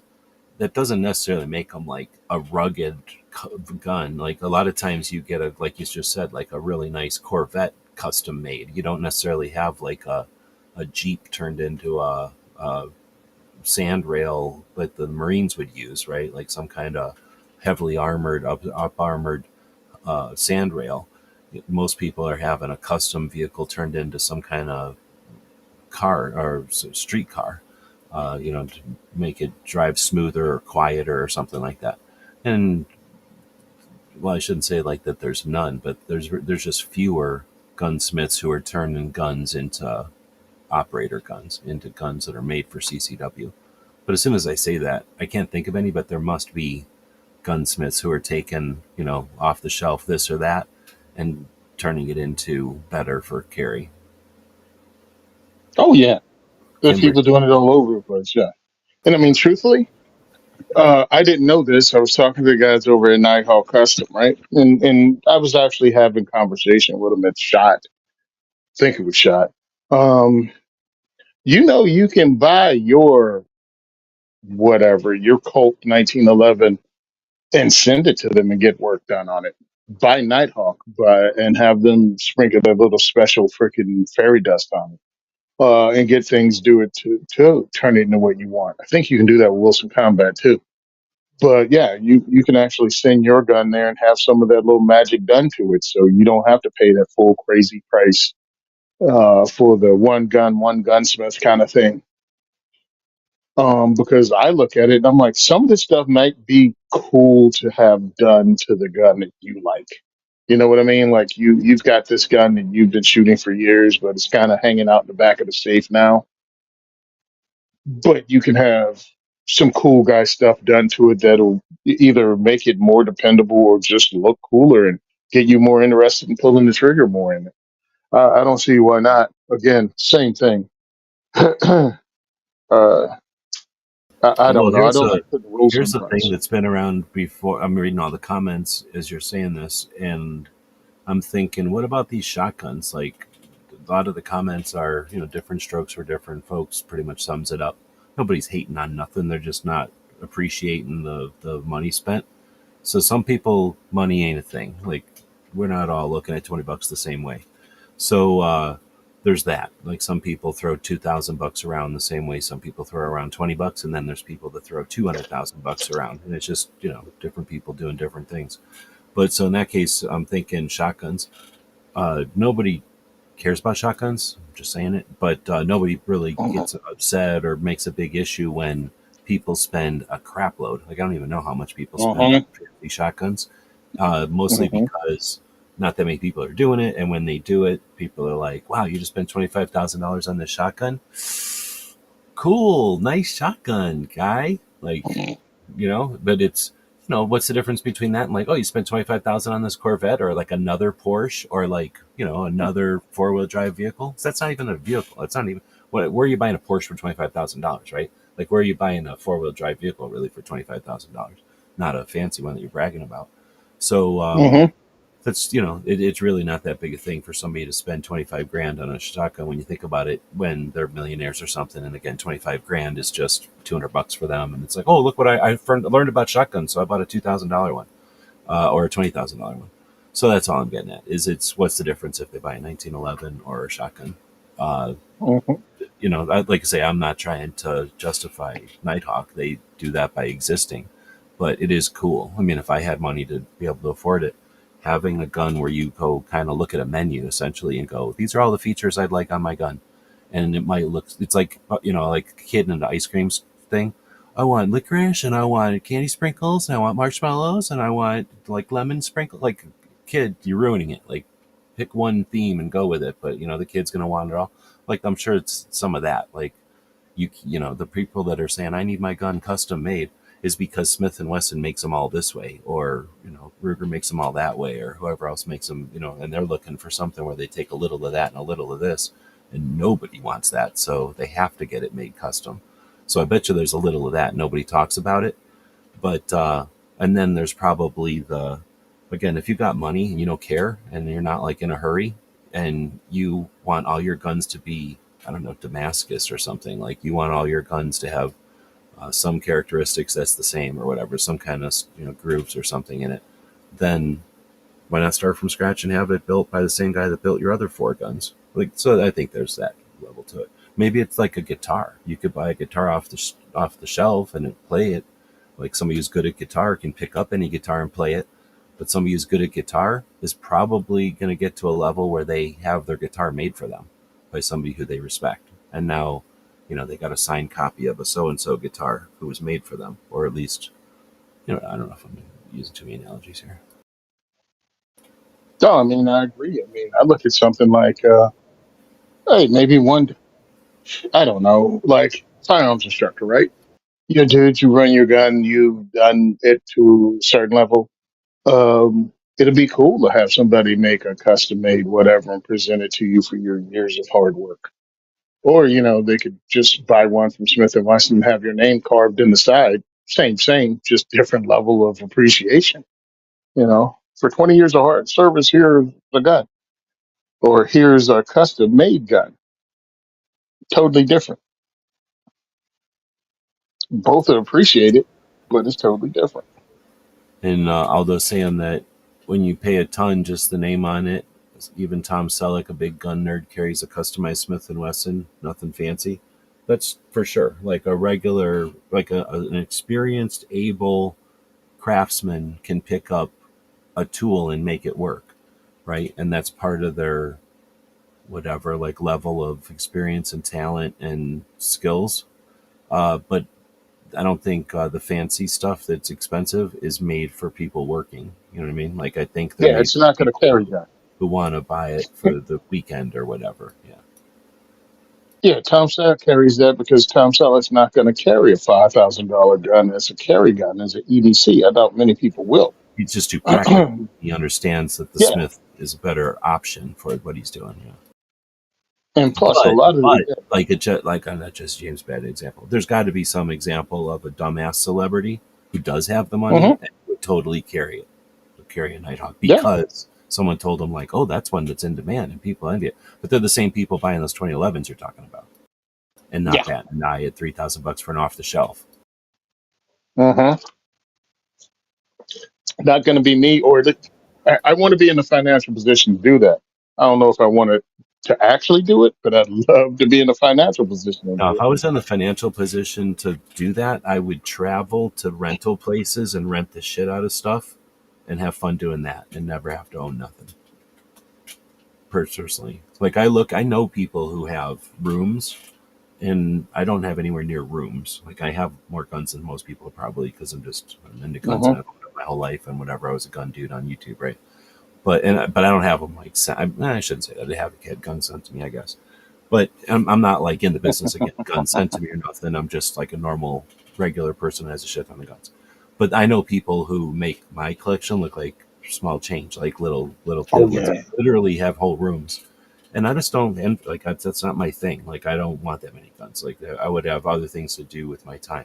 Now, if I was super rich, then I'd probably just hire one of y'all to buy guns for me, or however that legally happens. You'd be my FFL or something. But you know what I mean? Like I wouldn't mind owning them, I guess, if I totally didn't care about the resources. But since I do have to care about the resources, like I just don't want that many guns. Like I'd rather go rent them, I guess is what I'm saying. Like I would really enjoy just walking into a range and making it rain or whatever they say. Just like, hey, I'm renting for everybody. Like everybody's free today or whatever. Whoever's here is, get whatever they want. All the ammo's on the house. Just start putting it on my card. That'd be fun as hell. That would be a fun way to experience the community. Yeah, so there's a discussion going on about, I mean, really it comes down to what are you buying it for? Because everything is not purchased because it's practical. Some people buy things because it's expensive, because it has the name brand. I mean, I bought a Coach wallet because I wanted to know what's the big friggin' deal about having that name on it. But I was definitely never walking into a Coach store and buying a Coach wallet. Ended up one of the ladies that worked for my parents' company. Uh, she did our books as a side job. She was our accountant, and she just came and just did like work once a week on a Saturday. Came in and like did 3 hours. Well, if you're an employee at Coach, you get, I think, once or twice a year you get 70% off their stuff. So I gave her money and had her buy me a Coach wallet at 70% off. Guess what? It's a good leather wallet, but I'd definitely not pay $110 for one because I could easily get something made of Kydex and stick my money in it and sell it for about $30. So yeah, I bought it because I wanted to see what the hype was, and I caught it on sale because I'm not a freaking idiot. But now I know I don't have to guess. You know what I mean? Wonder what that's like. No, no, and no, not for me. I'm sure no one here is shocked about that. You've seen Yankees videos? Mike is saying Yankees got a pretty nice selection or collection of guns. You Yeah. ever Oh, seen Yankee Yankees has some nice videos? stuff. Yeah, He has Yankee good has nice stuff. guns. He has good guns for sure. But the quantity of guns, I would say, I don't know. I'd have to sit here and think about it. I would easily be able to count one hand and probably two hands or more of people that have as many guns as Yankee.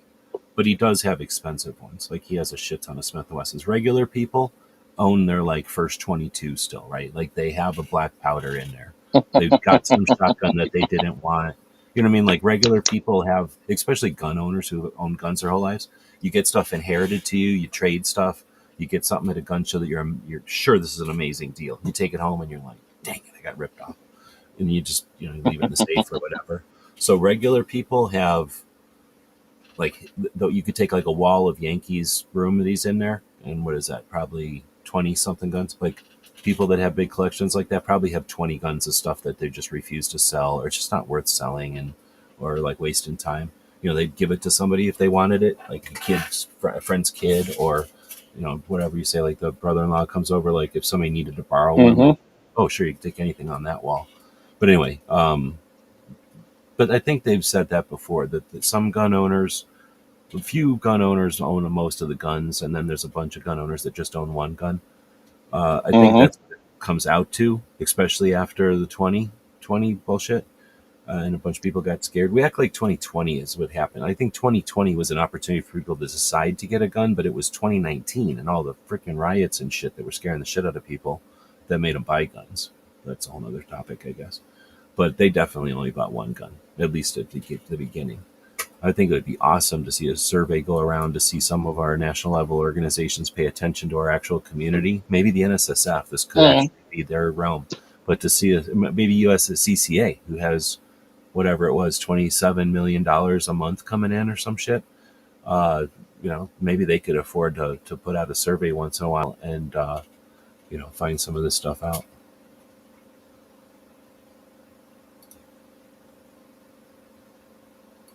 New York is saying I'd Yeah, I just be look at it. shocked if people have made more than they publicly advertise. That's the thing. Most people who buy guns, you're buying them, I don't know what you call it, like dollar cost averaging it, right? Like you're buying them when you got a good paycheck, you're buying them when you get a bonus. It's a birthday, so you're buying Hmm. one. Again, like I found a great deal, I had to buy it. I'm putting this one on credit, I put that one on layaway. I need to go hunting. Like, you know what I mean? You're acquiring Yeah. guns. So what happens is you forget. Like I don't know what it is. Again, it would be interesting to see a survey that actually asks real questions, but I'm guessing around 12, you start to go, oh, yeah, I do own a 38. And if you're a person who sells them, like there's the person who sells them and there's the person that never sells them, right? That's pretty much what there Uh-huh. is. And then if you're the person that never sells them, somewhere around 8, you're Oh, probably like, oh, I forgot about that one. But definitely like 20, you don't remember anymore. oh yeah. And then if you're the person that sells them, I mean, I don't even know because I'm not that person, but that person is probably all over the place trying to remember what guns they actually own at the current time. That'd be like asking Yeah, a gun I have shop to. owner, like, what guns do you own right now? Like, they'd probably go, I don't know. Yeah, most people are smart enough. Most gun owners that have what we consider a lot of guns are smart enough not to tell people how many guns they have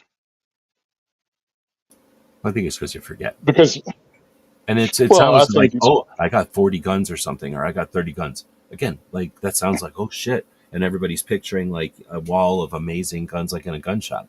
The gun shop puts their best shit on the wall, and all their garbage crap is on the shelves. In a regular person's collection, it's all in one thing. So 13 of those are garbage, 7 of them are lame, and 3 of them they're proud of. You know what I mean? Like, out of 40, like, very few One, people have a one, shit ton.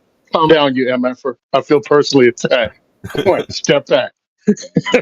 You know what I'm saying? Like Step back. most of us just have that That shotgun that we hurt. bought because we were going hunting or something, and we got that 22 that somebody gave us, or how many guns do you have because somebody was like, "You're a gun person, and I don't want this in my house." Like, yeah, I'll help you with that. I will stand up and help you with that. And then you got a dumb shotgun that you didn't want, or you got some 22 that you didn't want, because it's almost always one of those two things.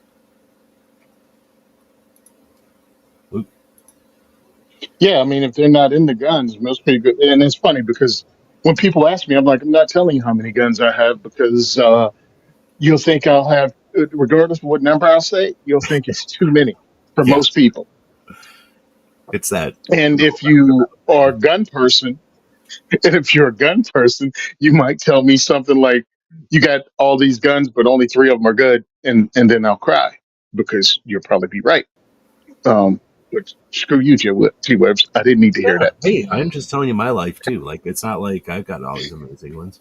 And you got bad Oh choices. And no. if you don't sell them, then you got to live with your bad choices. And that's why I Yep. started selling some after a while. The problem is when you got to sell them because you want to get rid of your bad choices, that's one thing. But when you sell them because you need to make money to pay bills, you don't get to throw away your Yeah. bad choices unless they were super expensive. You end up getting rid of the good stuff. For me, I had some like uh, the shotguns. I did not mind getting rid of. Like I had AK shotguns, which were expensive. I don't like expensive Uh huh. guns. I got them as trade for working on stuff, so they were kind of payment. So for me, getting rid of those was not a hard uh, time or whatever. It wasn't like emotional trauma or nothing. And it also helped me to get past the like I don't sell guns.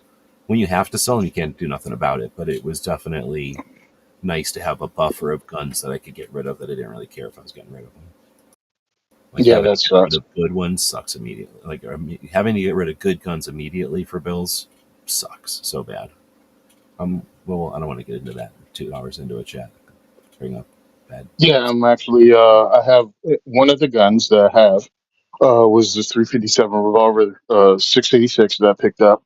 Um, Mainly because one of the ladies I was teaching couldn't rack the slide on she couldn't rack the slide on the semi-auto. And I was like, I should have a revolver on, get a trigger job done on it, so someone like her could actually have an option and see that there are guns out there for her. So I got it. It was really good. My gunsmith, excuse me, my FFL is also a competitive shooter that did his own pistol smithing. So he actually gave me a sweet trigger pull of about, I don't know, must have been like 2 pounds single, like you thought about shooting and the gun went off. But the double action was like a smooth, like 6 pound trigger pull that was just beautiful. And I was watching Yankees because I was trying to think of something to make it more eye catching. And I was looking at different ways, like to get it etched, to get something done to it. You know what I mean? Like, how do I make this into a barbecue gun that I can take a bunch of photos of and get people interested to come to the diversity shoot and shoot? Yankee did his pimp gun thing, if you remember when he went through that phase of creating a pimp gun, and he discovered Patriot gun polishing down in Florida, and he had his Beretta done up and shined to a mirror shine and had some stuff done to it. So I contacted him and sent my gun down, and he put a mirror shine on it, and it was beautiful. And I actually used it in diversity shoots, and people were pulling triggers on it. Others couldn't believe that I would have a shiny, a gun that looked that good at diversity shoot. But to me, it's a tool. One, it's an advertising tool, and the other thing is to highlight that you can actually have a full size revolver as a bedside gun as someone who's older. That you're not going to spend a crap ton of time at the range, but you can go to the range every now and again and have fun. Load 38s into his big heavy 357 Magnum. Take a class with it, shoot some, be comfortable with it, and it can be your home defense gun. And it can be pretty. It can be less intimidating if it's good looking. You know what I mean? When I'm bringing people in to shoot the gun. And Ed saw that, the owner, and couldn't believe that I was actually using the guns because most people get them and just make them into safe cleans. So he asked me to send it back down, and he gold plated the trigger and the hammer, which is really cool, Well, free that's of cool. charge. That's cool. So that's what I had done, and I was just looking at it when we were talking about Yankee and his guns and stuff like that, and I thought that was just pretty cool.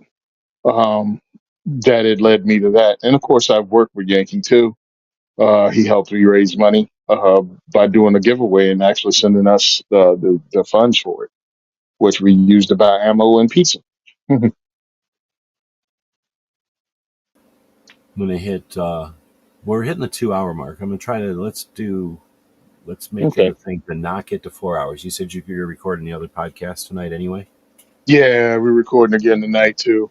Okay, we don't have to make it a hard stop unless we do, then we can. But No. so I'm not saying we have to end it right this second, but at the same time, let's try to consciously not make it a 4 hour show. Nobody's really complaining, but it just seems like that's a long show to ask Tony to do every week. But there are some more questions coming up. So the one I have up here now is from Scott, and this was from before, but I like it. I didn't want to miss it. He says, I know for a while they were working on airburst grenades for the 40. Now I don't know how that would work for drones. And that sounds super interesting. I've heard that they're trying to do, was it a 30 or a 30? I know there's a 37, but I think they were trying to make a 30. Did you see those at SHOT Show? They were downstairs in like where you come into the old like the main building, the original building, I guess. And if you Hmm. came into like where you register, like where Clover and Ghost are always smoking, like their smoking area.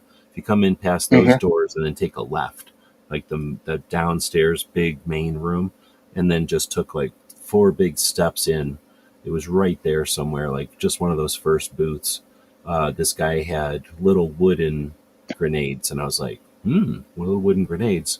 You know, I knew they were mock-ups or whatever. Maybe they were 3D printed, but you could tell they were little mock-ups of all the different types of 40 millimeter grenades, but in like these 30 millimeter size. And then he had the gun look something like a Starship Troopers A Hmm. 12, that full auto AA 12. It kind of looked like a fake thing mixed with the AA 12 because it was designed to shoot like a magazine of these things. But then they were going to make like an M79 or whatever that went underneath a rifle. And in the 30, you could have a magazine.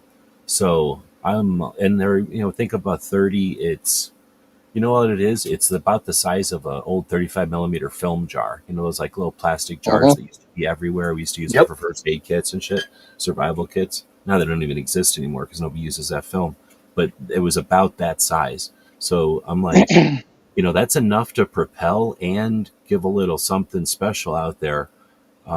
Maybe not the most for fragmentation, but for all the other kind of cool shit that grenades can do. I thought that was pretty neat. But they were just a guy with some. Anyway, I was just wondering if you've seen them, but they were just a guy with some dummy ones. Either was any videos or anything. But anyway, if they could do airburst drone things that were 30 mil, because the thing about a 40 is it's pretty big. It's not. It's about as big as a golf ball. It's a little bigger than a golf ball, I guess. So that's a big thing. And to have like a belt, I don't. Do you know how many are in a belt that you pull out of an ammo No. can? I can't think No. of how many that would be. It's probably like I'd be surprised if it's 50. It's probably like 20 or something that you're pulling out on like a belt. For that, I've never seen that. It didn't exist when I was in. I don't think that Yeah, belt me fit neither. 40 millimeter. But I know that Ghost, I think, said he shot the shit out of them. So like I don't know how many are in that can, but they're big, and you could put way more in there if it was 30 mil. They're a little bigger than a shotgun shell. But anyway, I thought that would be pretty neat. And as far as like shooting up in the air, like I say, we can either be like, oh, I think it's wrong to shoot into the air, and I don't think we should have to shoot drones and blah blah blah. But China's going to throw drones at us. Or somebody's going to throw drones at us at some point. Like I believe that Hmm. that is the next iteration of war. Will be what do they call that? Like non-piloted craft or non whatever. Hmm. So, and now that we have AI, Unmanned vehicles. yeah, they can be automated or like self-automated or whatever. They don't have to be truly Skynet to be bugs. Like tell a whole bunch of beetles to do what they're supposed to do, and they don't need to be Skynet. They can just accomplish it. So anyway, I think we'll see that kind of stuff. So it's kind of science fiction right now, maybe, and you could be talked into it not even being science fiction. But I believe in 5 or 10 years, we need to be talking about this shit more seriously. Well, Maybe. I believe 100% that they're going to stop us from ever doing that because police are using those drones. Our own government is spying on us with those drones. So there is no way they'll co-sign on to us with using anti-drone technology. That's interesting. That's definitely same way that 3D printing came out of nowhere and became like a thing with the gun. owners' Hmm. rights issue. That's definitely going to be one. Is they're already trying. There's a guy from Utah, I think, has a thing against a DJI, the main Chinese drone company that makes like all the Hmm. good drones, and they're far and away better than all the other drones because of their software and their tech. The parts and stuff are kind of all similar, but they're just able to use their parts way better, and the guy's convinced that they've got ulterior motives and they're doing stuff. And I don't know if they are or not, but I suspect they're not because they basically told everybody, look at our code. Like, go look at our code. It's not, you can look at our code. And there was nothing in there. Like, all the people that did look at the code said, yeah, there's nothing in here that they're taking data or what their fears were.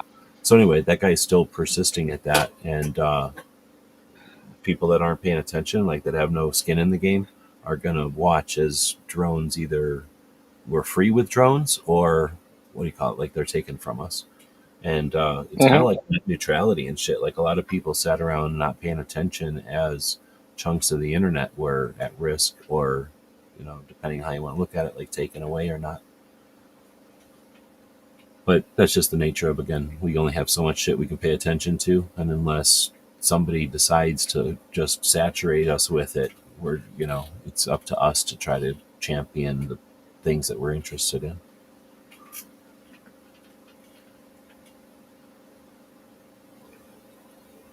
We've been going all over the place, so the comments are all over the place. So it's tough for me to get one. There's not a lot of gun ones because it's kind of gone around. So I'm scrolling back up now to see. I found a couple of gun ones or friends from before at least. So that was the 40 one. So then the next one, Scott said, is Clover did a really good review on the SAR 9.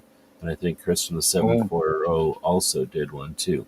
So first off, Hmm. Clover is uh, on the take. He's what do you call it? He's getting paid by the industry. So just saying, he's never met Sorry Nine he didn't like. Chris, I don't know. Chris is having a lot of fun making videos too, but I don't know. I don't have the head yet. I've never even shot the SAR. I know they're the ones that have the red bags at Shot Show and the red and Hmm. black patches. Yep. SARS Malars Ulmanal. So is that turkey? Sauce them all. Yeah, it's actual turkey. Yeah. So I met and actually talked to those guys. One of their guys, I don't know if I don't think he's a marketing guy. He does something else. He's a retired Air Force. We had a conversation about stuff. And also talked to his daughter who was there. We were at the Great American Outdoor Show together. Um, they make some guns that are decent. Their polymer striker fired gun I feel is interesting. I was looking at their SOCOM pistol, which is just a striker fire pistol, but it's a full size gun. Thinking about that, nothing special, as in set it apart outside of a lot of features for the price. If you don't mind imported firearms, which I don't have a problem with. Um, their revolver will need some revolver work to make it smooth, but for the price, I think you can probably afford it. But again, you could probably buy Taurus, one of their executive line Tauruses, for around that same price, and get a decent gun for a lot less money than it would cost you to buy a Smith and Wesson from the Performance Center Smith, because Performance Center Smith and Wessons aren't what they used to be either, as far as quality and what you get for the amount of money you spend. So I totally understand people looking at SARS, and looking at TSOS and looking at Gerson when there are American companies that make stuff, but the quality control that the American companies have slipped. So yeah, I mean, check it out. But if you're going to look at it and go by what you saw in reviews, check out how they run in a gun. I mean, Chris does some performance stuff. He shoots it on the range. Clover shoots his at his backyard range. And if that's all you're looking for, cool. But what are you going to run in the class? How hard are you going to run the gun compared to what they're doing in the review? I don't think that's a slam on it. At least it's not meant to be because I like Chris and I like Clover. So, but you have to become more educated on. You have to become educated on what you're looking at when you're seeing it in a review. Because I was looking at somebody doing this, 1,000 round burn down of a handgun, and people were making quality control calls on it, and I'm like, I've taken classes, and it's taken a weekend to run through 1,000 rounds in a good handgun class. And nobody's gun broke down because they weren't shoving mag after mag after mag after mag after mag through it because a gun isn't designed for that. I mean, it's fine if you're going to be in the military. You know what I mean? The military does that kind of testing, but your Turkish clone of an American military gun may not hold up to that testing, but so what? It wasn't designed to, you know? I mean, if you want to buy an M9, buy an M9, buy a HK-USP. These things are built to be beat the shit out of and can pass those testings. But when you're looking at someone on YouTube doing a review and they're doing that, understand they're doing it for clicks. I don't know when the 1,000 round became the thing because that didn't used to be a thing. Well, it's like a But case. That's the only thing I can think of. yeah, I It's like mean, no, no, no. amount But of then ammo when that did the they're allowed case? to do. But when did the case become the arbitrary number that That's an interesting air question proves? because Yeah. it did evolve because at first it had to come from there was a an era when we would buy a gun and you'd put whatever 100 rounds, 50 rounds, 25 rounds through it to make sure that everything was good, and you'd seat the thing or whatever you'd want to call it. Hmm. Like you'd go kind of shoot the gun, and that's fine. And then I'm assuming it came from that, like people were Well, there like, "Hey, used to let's be film that or a something," 200 and then round. like Was a 200 round break-in period a lot of people used to break have it. for the Yeah, firearms. breaking exactly. Yeah, but then like it went from break-in period to run the gun to a case, and I'm like, well, what's for me? Now I Oh, get it. now It's that I'm not. thinking about it, and I didn't pay that much attention, but and because I paid no attention, but it seems reasonable to think because I'm wondering. I knew the people, the people we all who've been sitting around for a minute know the people that kind of evolved that whole like little race on YouTube, and it could have been Hmm. like again like I did the 500 round break-in period, and here's my thoughts because we all started normal. Very few people back in the old days started to be like a bunch of yahoos. It just happened because the Yahoo doing Yahoo shit made money, so they kept doing it, but they Yep. all just like a little bit Yahoo, and then they figured out that like, oh, whenever I go a little bit Yahoo, I make more money, and then they're like, oh, when I go full Yahoo, I make more money. So then they just went 100% full time. But anyway, I'm thinking of when they first started doing some of those, like let's review and it's almost always let's review a gun that I was paid to review. Very rarely is it let's just go buy a gun and shoot that because those channels that just wasn't happening back then. So they would get two guns or whatever, and they would shoot the shit out of one, and then have the other one to do videos with still. So anyway, they were trying to do stuff to them that would look like a lot, but didn't necessarily prove nothing because all they were trying to do was get you to buy the gun. Honestly, they didn't care anything else about anything. Views maybe, but we weren't getting paid by YouTube enough. They were getting paid by the sales of the guns. Anyway, so that's what I'm thinking is it probably just became a arms race of I'm doing the break-in period and here's what I think to well the break-in period's fine, but I want to stress it out a little bit. So I'm going to do 100 rounds and blah blah blah, and then someone said, "Oh, 100 rounds. I'm going to do 200 rounds and la la la." "Oh, you did a 200 rounds. I'm going to go do a 500 round stress test of this." And then it was like, "Oh, I'm going to put it in the mud and blah blah blah." And people ate that shit up. Yep. And I don't think it was the people. There's like four people I can think of that started doing this, at least in my experience or my realm. And then I don't know how many dozens came in after. There's whole channels that just did that shit because it was the thing. And that's what happened. Is I was going to say, like, again, the audience. You do 10 videos, the audience loves this one and this one. What are you going to do? Like the 8 other things? No, you're going to keep doing the things that the audience loves, especially when you're trying to make money doing it, or get famous or both. So I think that a lot of that was driven by what audience wanted and not, and who knows what those fucking audiences are is the problem. Back in those days, I suspect a lot of the audience we had and what shaped a lot of the gun community, and I could be wrong, but was high school kids and kids in other countries that were just, have phones and are sitting around like sharing videos with each other of like, look what the crazy Americans are doing. And think about it, the same thing that they'd be doing with the tiger guy. I forget what that guy was called. You know, the guy who had like tigers or Tiger something King. during the thing. Yeah. Like the same way that they would go, oh, look at the crazy Americans. Or like at that one fat lady who was mean to her kid or something, like, oh, look at the fat lady. Like they're just going to make fun of Americans and pass stuff around or say how outlandish we are. They're probably doing it with cars and maybe when we shoot a rocket or something. Because think about how giant countries are compared to ours. We have like a couple of 100 million people.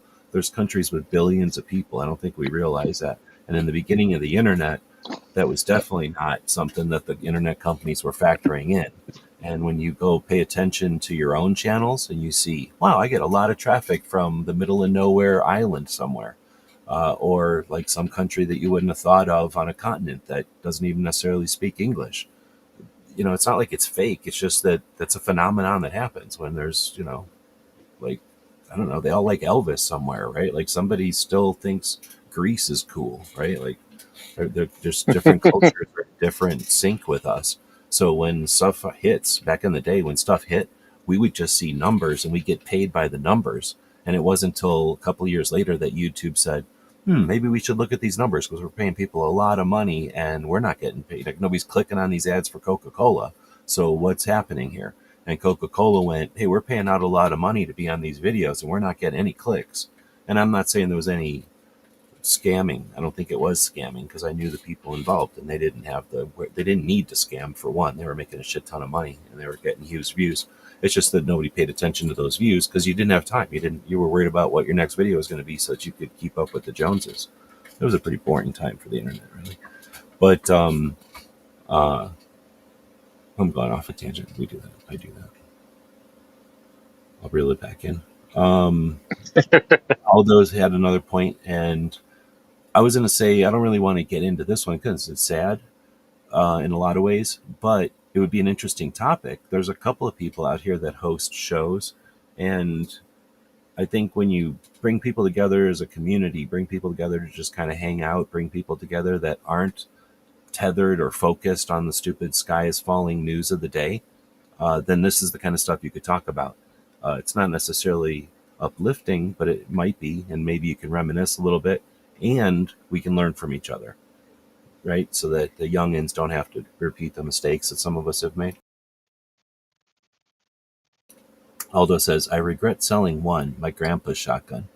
And I don't want to necessarily make people reminisce on like negative stuff here, but like I said, I think that could be an interesting conversation, like a whole conversation, like a whole show about, you know, that shotgun or the not shotguns, but the gun you got rid of or the gun that you regret selling. I don't know. Have you ever been in a conversation like that? Period. Like not just online, but I know I have. What, the firearm they regret selling, Yeah, like or if the they history get it behind back. it?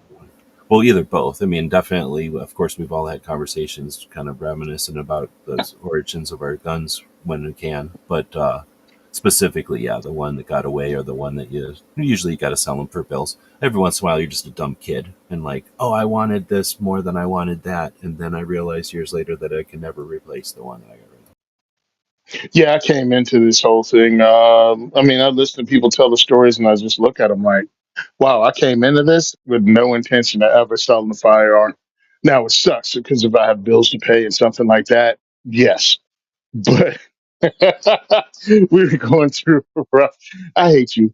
I'm laughing because of what you said about the firearms. You know, my wife was like, "Well, you have a lot of guns. You can sell them and pay this bill off." And I'm like, "Hey, I got a lot of guns, but my guns are shit guns. We're not. We can sell everything I own, and we're not paying for much of anything." It's like And I saying was like, like, "Oh, you "Look, just you got a lot of tools in the shed. Sell them to pay bills." Like nobody wants my used shovel. Nobody wants my used like yeah, rake.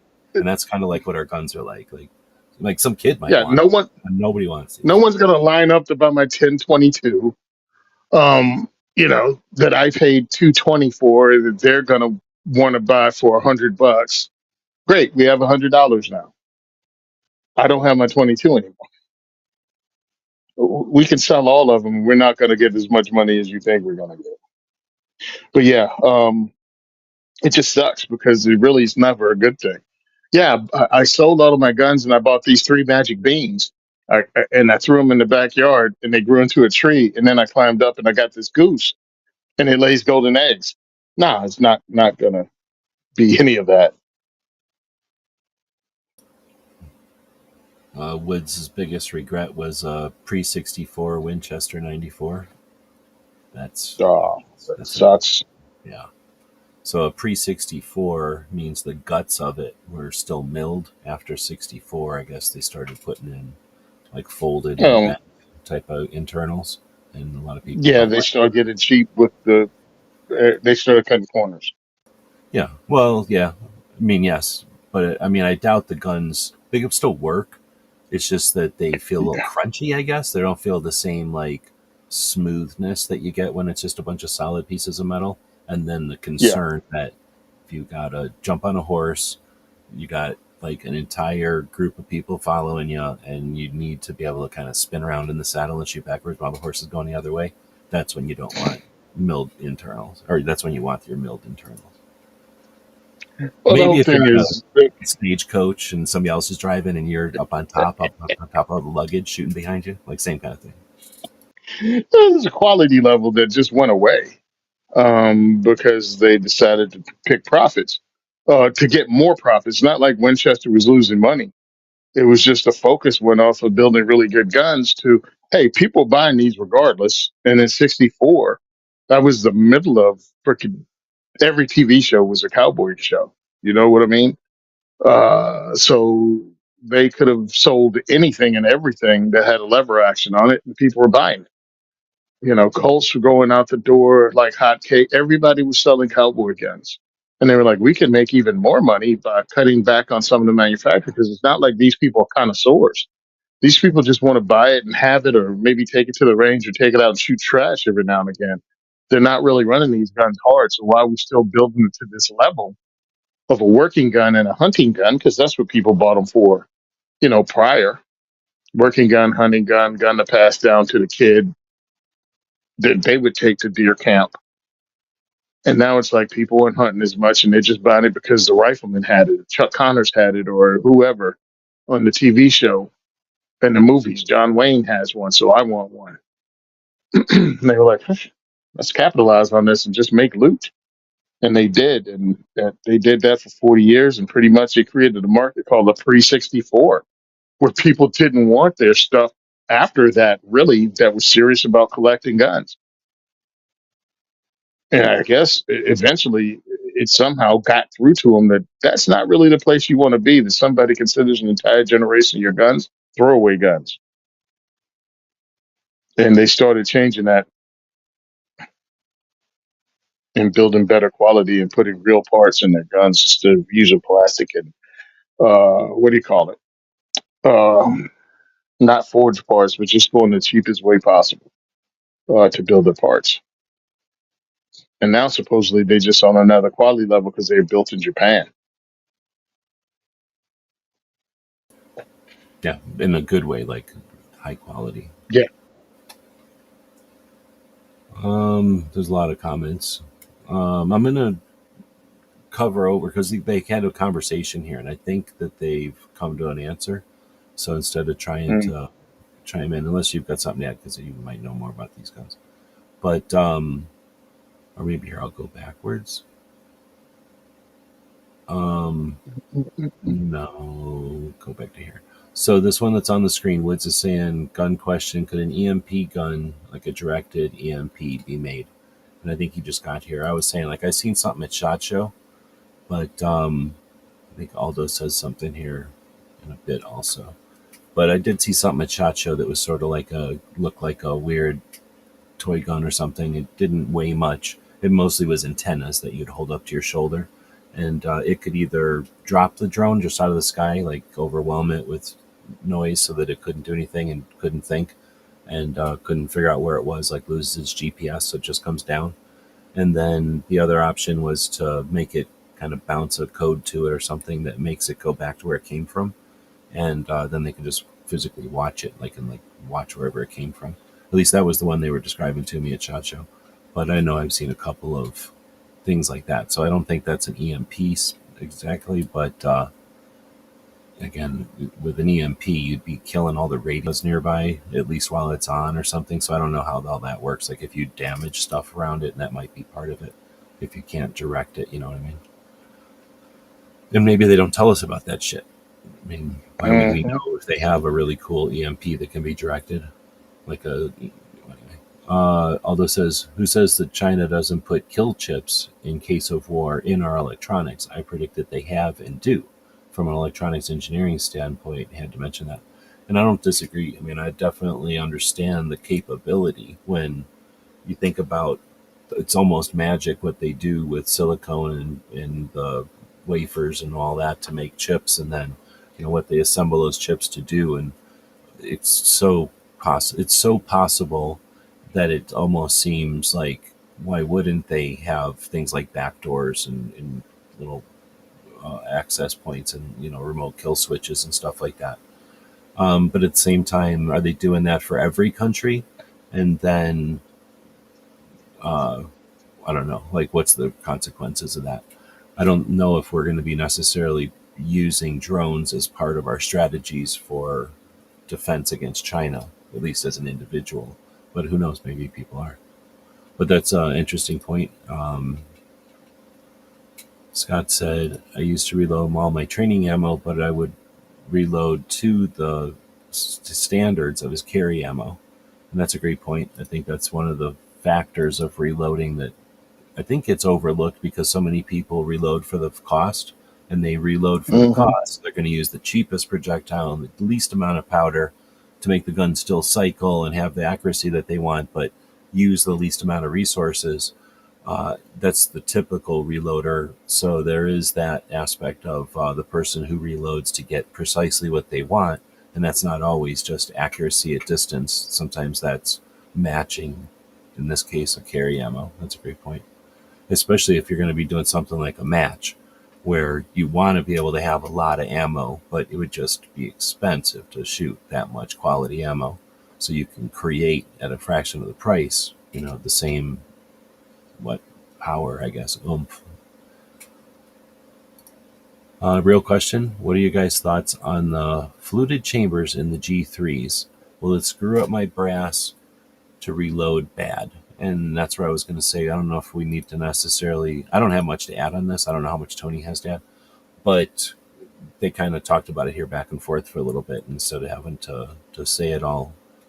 As far as I understand, the G3 German gun has like this, what, when you shoot it, it gets this ring around it.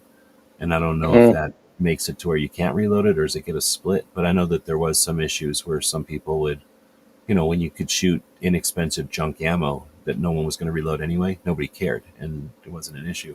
But now that people are, ammo's more expensive and people are thinking about reloading a gun that chews up the brass case so that it's now no longer reloadable, that could be an issue. Like that gun isn't, that's a rich person's gun, right?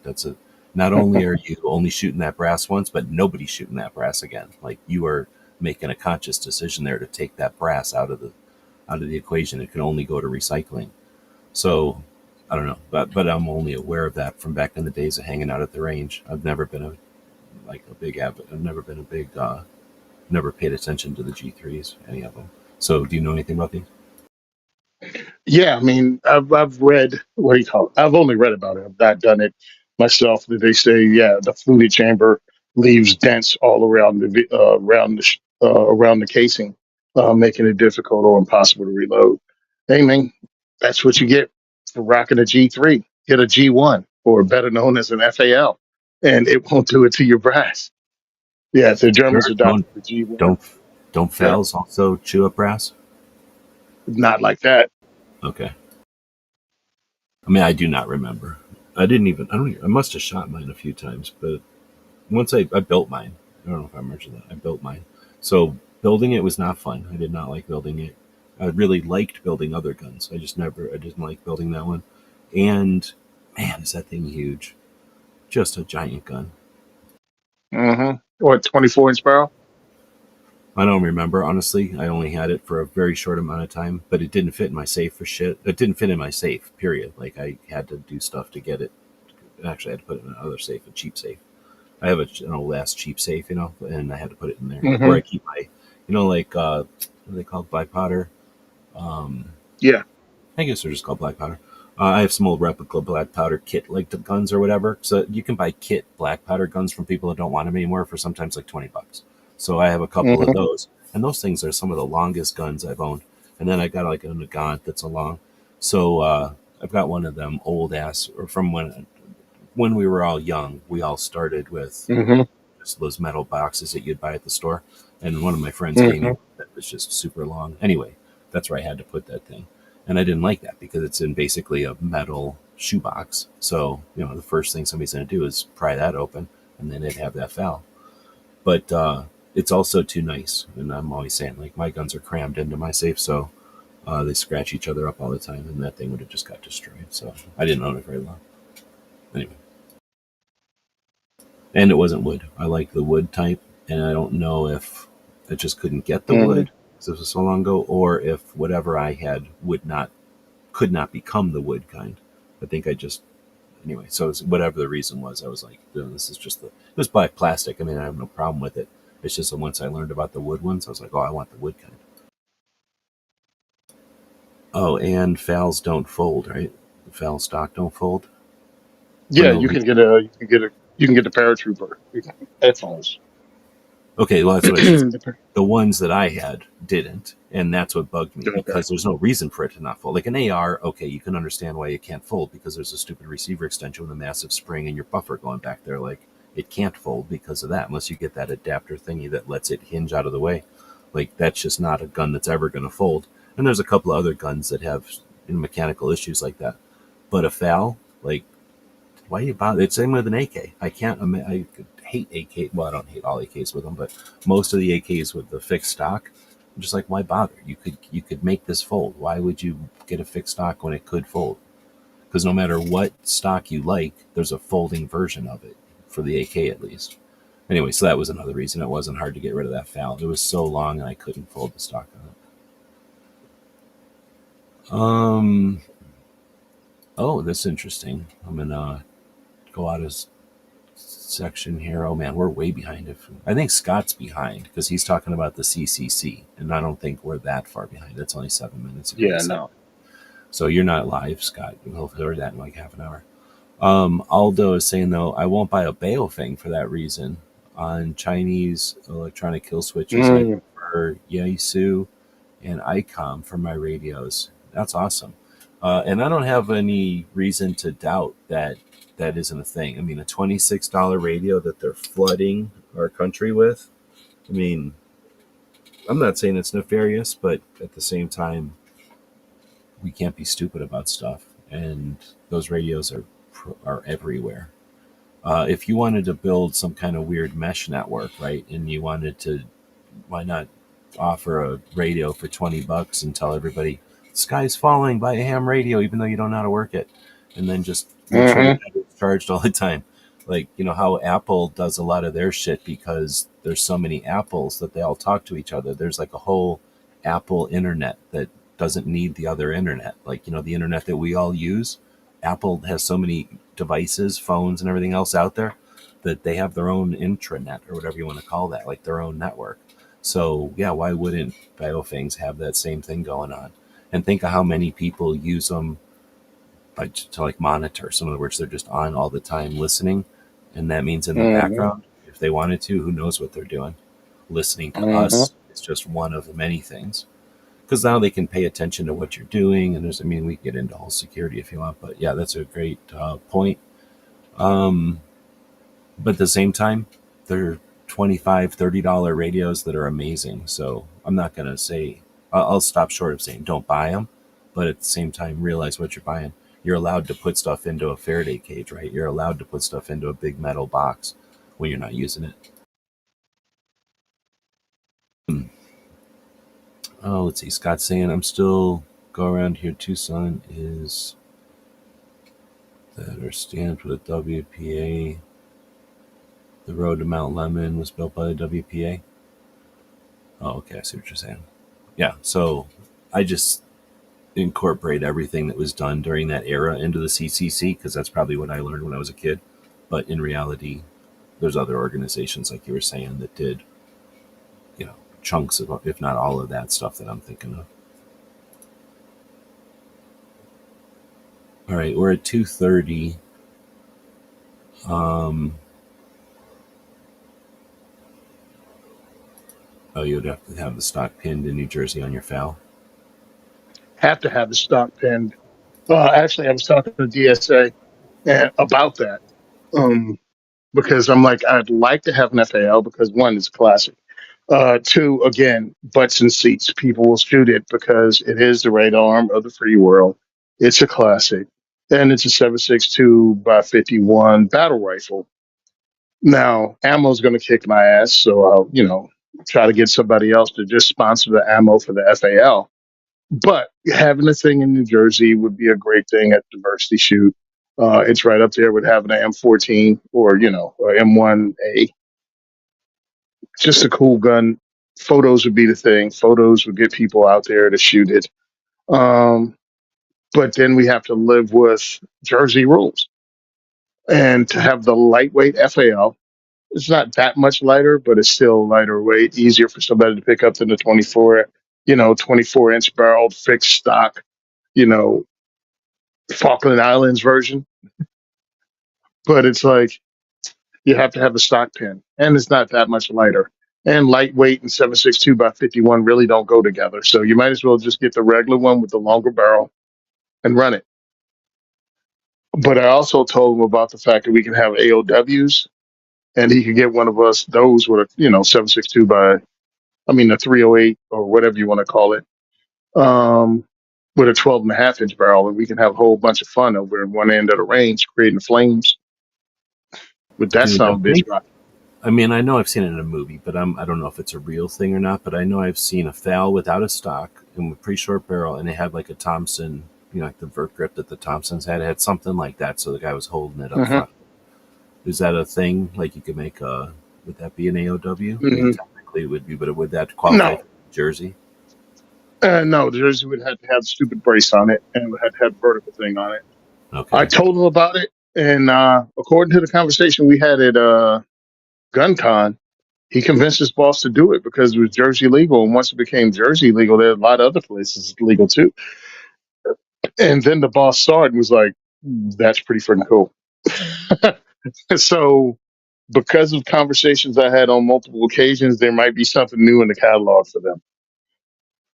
That's pretty cool. And it is neat when well, it's not neat. It's unfortunate, but it is a Yeah. factor that when you're at the worst end of the constrictive bad laws, that when they can comply with that law, then that means that they're going to comply with pretty much all the other ones. There's a win there that at least they're going to include New Jersey all the time. And it means that the other states are going to have an option, the ones that it'll work in. Yep. And that's why I tell people don't poo poo the states behind enemy lines because we're usually the ones that the lawsuits take place in. And also the cool things that apply. Like, yeah, okay, we're in compliance with the law. But you can't stop this one. It's like you gotta pass a whole new law because we followed the letter of the law. Well, and the thing is, when you comply, and what's the word? Like you comply with the letter of the law, but the gist of it, what they're trying to outlaw or what they're trying to prohibit, I guess, is Hmm. still accomplished. That creates precedent, and I've been a big advocate for that since. I think what was the first one? I think the brace was the first one, but the bump stocks are that.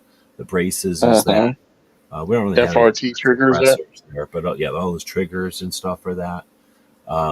Anyway, so I think it's unfortunate because it's a long game, but it's something that can be done and it has proven effective over the years. I don't think it's our only strategy, but it's certainly something that can and should be done. Like as soon as possible when you have that situation. Scott was saying the good thing about uh, shooting all steel is that it's easier to score because you don't have to worry about going out there and scorekeeping.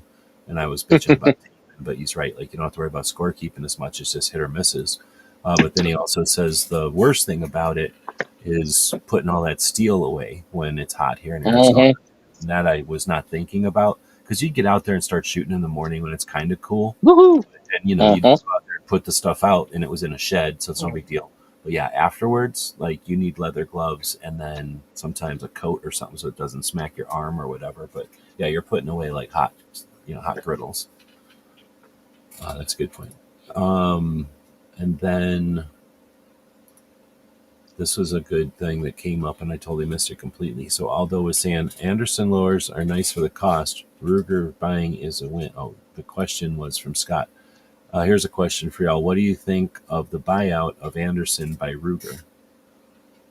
I don't know if you had Ruger said that before they, it all happened or what, but I mean, I kind of knew something was coming without, but I yeah, know a bunch of people who know a bunch of people, so I knew something was amiss or something was a coming or whatever you want to say, but I didn't know anything specific. And then when it happened, I was like, oh, okay, that's what everybody's been kind of alluding to.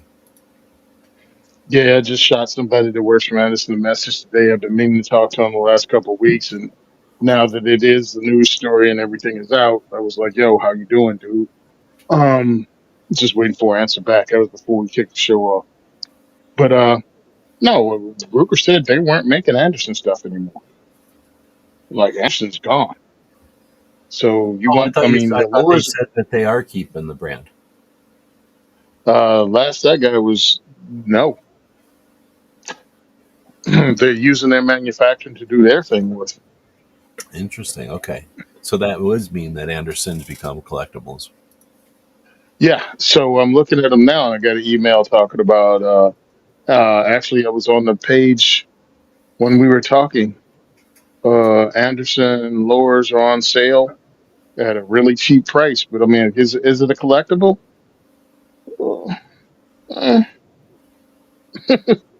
I mean, having more lures is more gooder, in my opinion. I mean, that's just a build that's going All to right. happen So eventually. the most lowers get made by Colt, and the best lowers get made by FN, but some lowers get made by Stag, and then some even fewer amount of lowers get made by Anderson. Now I'm going to say some Garins get made by Springfield, and some Garins get made by Remington, and some Garins get made by Singer. You know what I mean? You know where I'm going? Hmm. And which ones are worth more today? Those ones that are made by Remington and or whatever and Springfield, or the one the Armory, or not the Springfield we all know, but the Armory itself, or the ones that were made by I forget the ones that are worth the most, but somebody will know, right? But those ones that are made by the smallest of companies that at the time nobody thought they probably always thought, oh, this is made by the sewing machine company. I don't want this one. I mean, I'm assuming somebody thought that, right? Like somebody was like, oh, I don't want this one. It's made by the sewing machine company. I'm just thinking of some of the Hmm. things that I'm familiar with, but there's so many of those instances in the gun world, especially during wars, but I guess mostly always, no, not always during wars. Sometimes it has influence of wars, like the whole, oh, what was it, when we were making Mosin Nagants, or Remington was making Mosin Nagants for a while. Like sometimes it's just contracts and stuff, but you know what I mean? There's a lot, whatever, interesting stuff in there. No, I guess becomes collectibles is what I was saying. So I don't know, but I would definitely, if I could, I would buy an Anderson lower if it was in front of me or something, especially if it's cheap, just because Oh, of they're on sale right now. I just got an email from somebody over it. were we talking like 25 Oh, bucks? There were those lowers were hold on, expensive to begin with, right? hold on. Like today, actually, I was looking. I was like, oh, okay, yeah, here we go. I ain't gonna say who it is. Without saying, $35, huh? yeah, exactly. Oh, yeah, $35. But they also have their Anderson Krieger 9 millimeter Glock clones for 219. Interesting. Now that I'd be, that's more of like you got to like that kind of stuff. You got to want to own a gun that doesn't have anything to do, and it's like a dead end on the tree. The lower is a lower, like unless you get a broken one or Well, something, it's a lower. But the pistol, I don't know. I wouldn't do it, but I'm sure there's a lot of people that are going to snag oh, those. dude, for 219, there's Yeah. no reason not to do. Well, it's It's just not that I like don't want to own anybody's a gonna lot of be. guns, but yeah, that's the only reason. Yeah, Because that's the 219. reason I own a lot of guns is because stuff like opportunities like this come along, and it's Exactly. like sure you could have $200. I don't know what $200 is worth to you, or you could own one of these guns that in 6 months are going to be gone, and then 2 years from now when everybody's bullshitting about whatever weird guns they got, you're like, oh, I got the Anderson 9. And they're like, oh, I never bought one. And then you could be like, ha ha ha, I got it when they were $200. So that right there is worth it, right? It's worth $200 to be able to show them.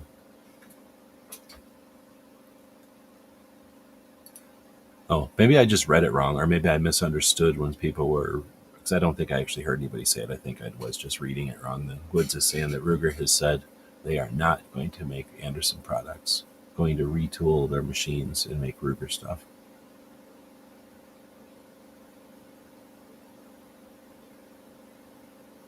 Yeah, I'm in an argument on that, and let's talk about Colt. The fact that they kind of stopped innovating and then ended up because they didn't innovate and their quality control slipped, and they couldn't win any military contracts. That now they're owned by a European country that builds better 1911s than they did, and somebody decided to ask me to explain. I'm like, okay, when was the last time Colt made something innovative since the 1980s that was successful in the civilian market?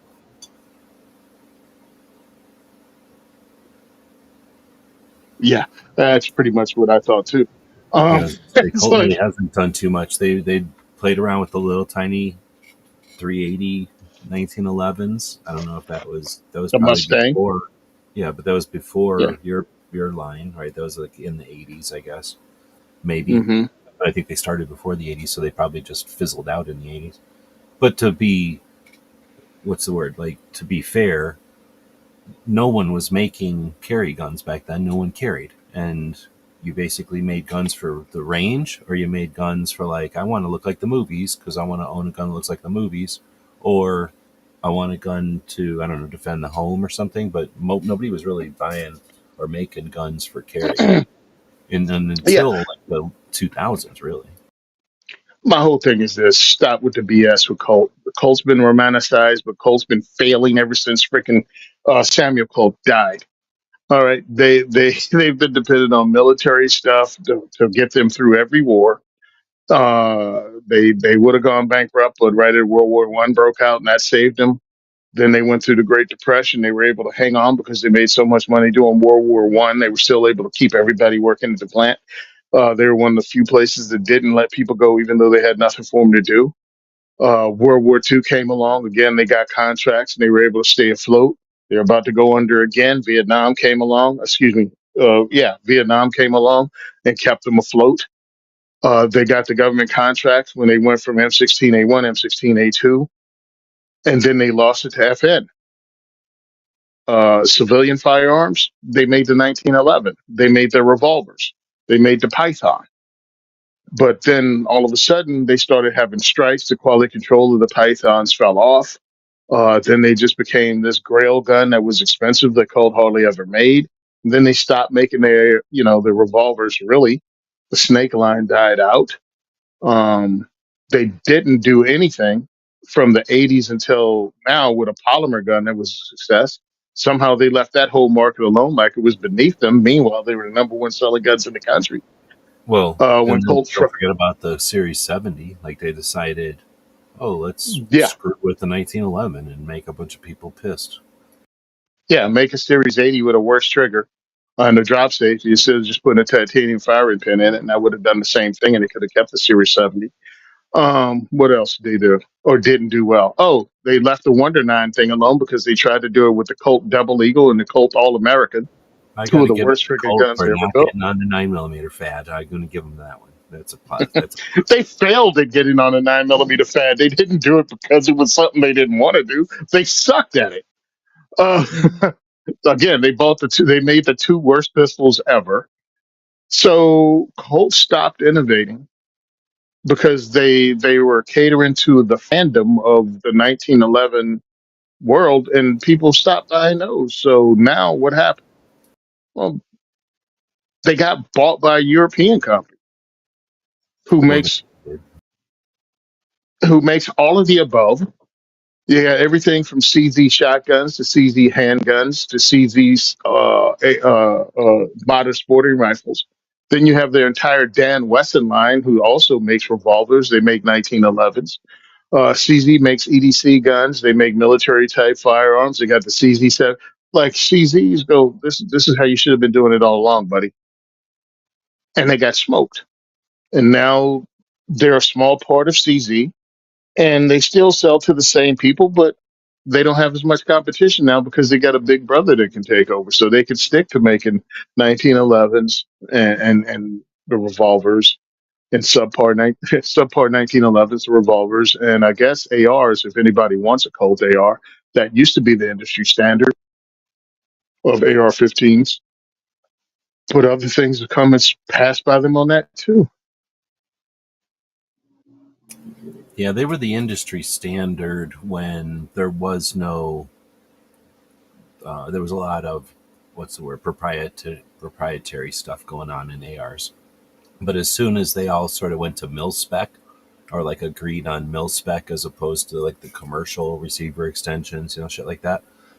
The all the stuff that the 308 ARs still have, like that's where the original ARs came from. But I mean, there was no conscious effort. I think it was maybe Magpul or some phenomenon like that, where some popular part that everyone wanted, like a trigger or a grip or something, needed to be a mil spec. So they all just decided to use mil spec as their standard. And then it clicked. Once they had that mil spec standard, upper and lower, everybody could start building to that spec, and the AR became what it is.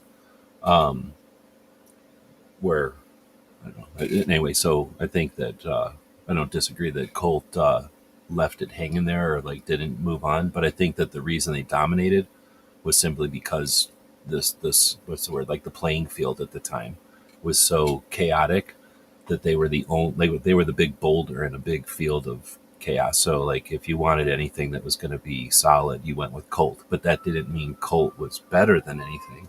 It just meant that they were consistent and they had a lot of them. So I'm not trying. I think I agree with you 100%.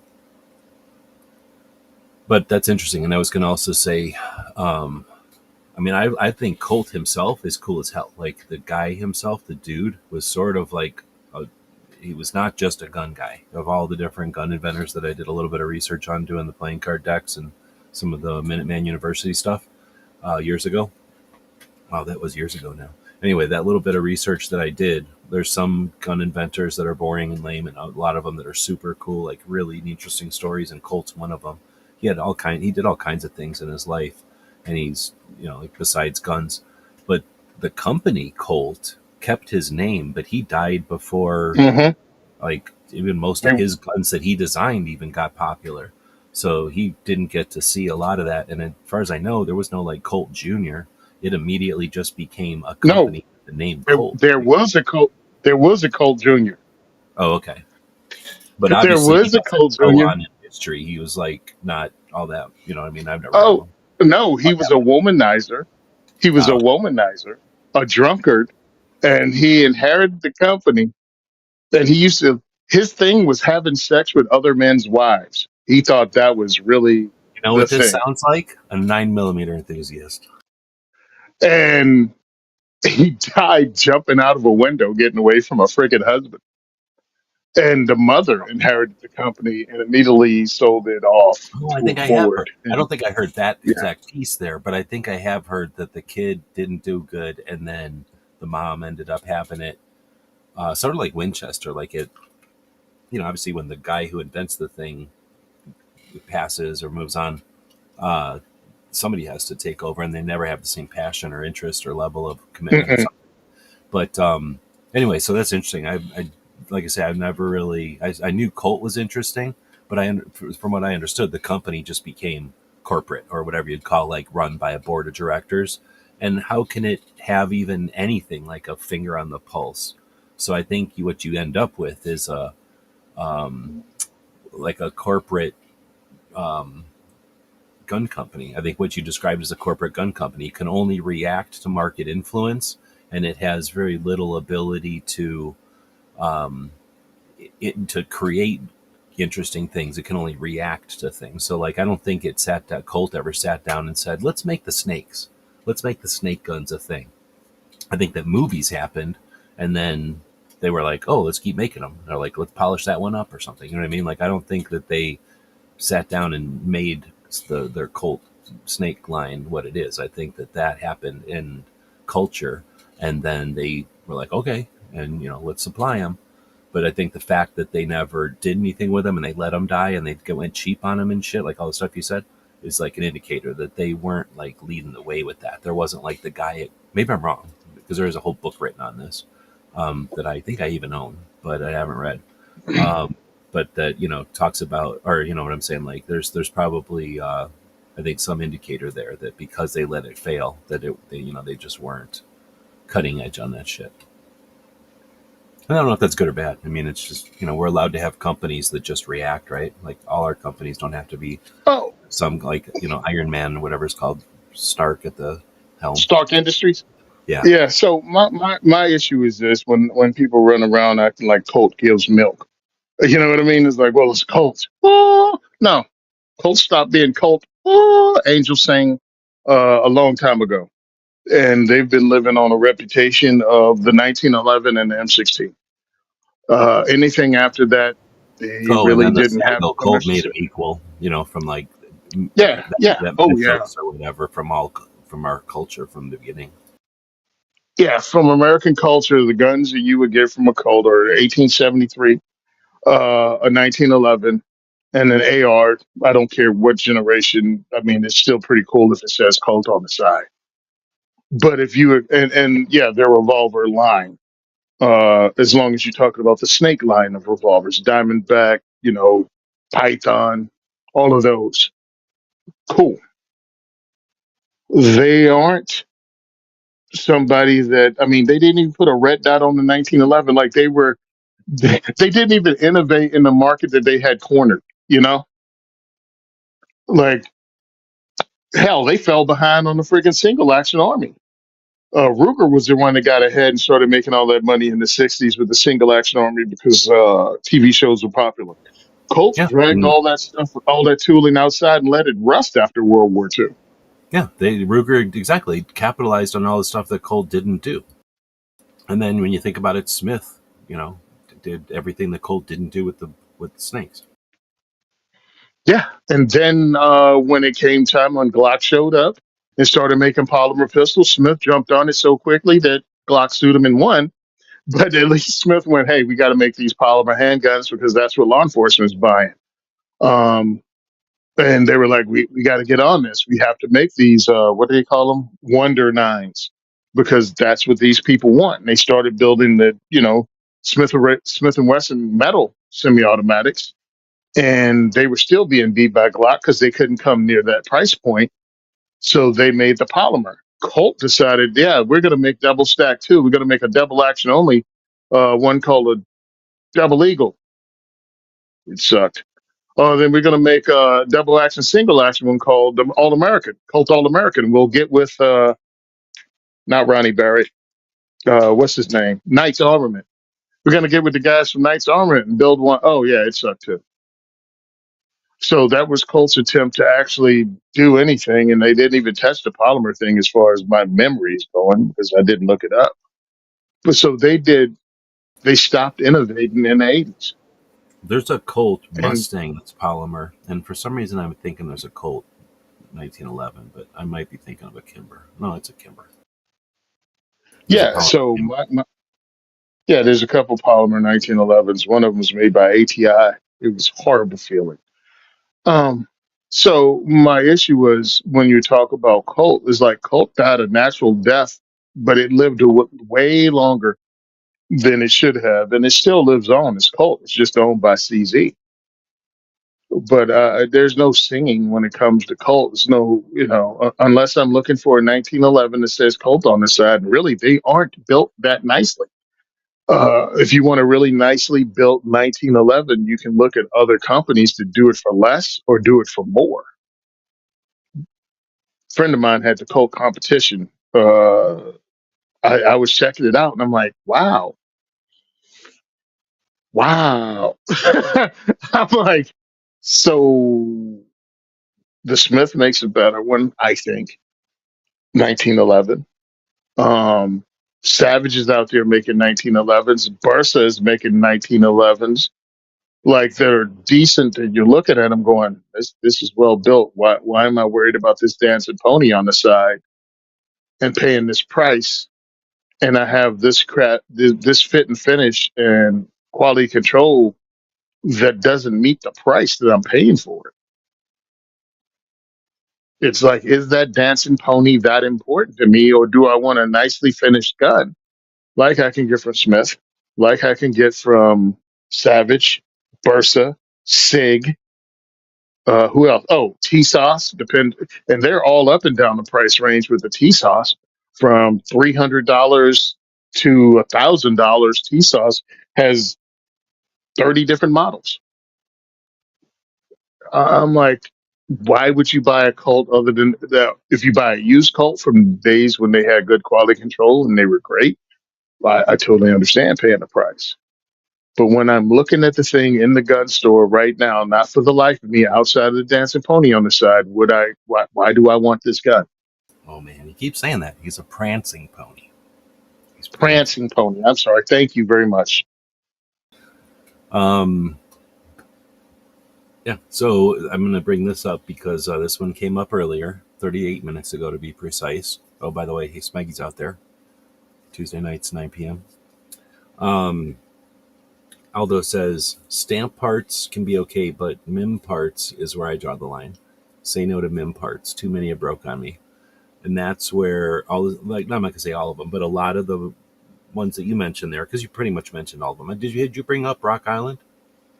No, I didn't bring up Rock Island. I didn't Okay. bring up Porter There's, Ordnance or that's another a one. couple more. Inland. But anyway, but But yeah, you they know, use men parts. you're bringing up the like majority of the main players or whatever, and that's one of the differentiations that I don't know. Since we're just kind of talking about gun questions type of show, there might be some people out here that aren't familiar with this, or the whole cyclical nature, haven't been around when this has become an issue. So when this first came out is when it was the biggest issue, when like they first introduced the MIMS, and then it became an issue, I think, kind of cyclically, not like every year, but like occasionally, when a new one came out that challenged the contender, and the contender has real parts and the new guy has MIM parts.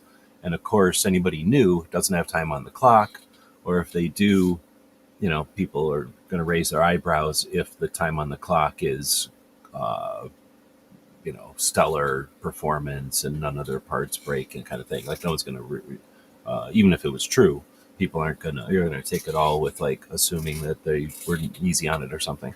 You know what I mean? It takes like just actual years on the clock for people to be like comfortable with MIM parts.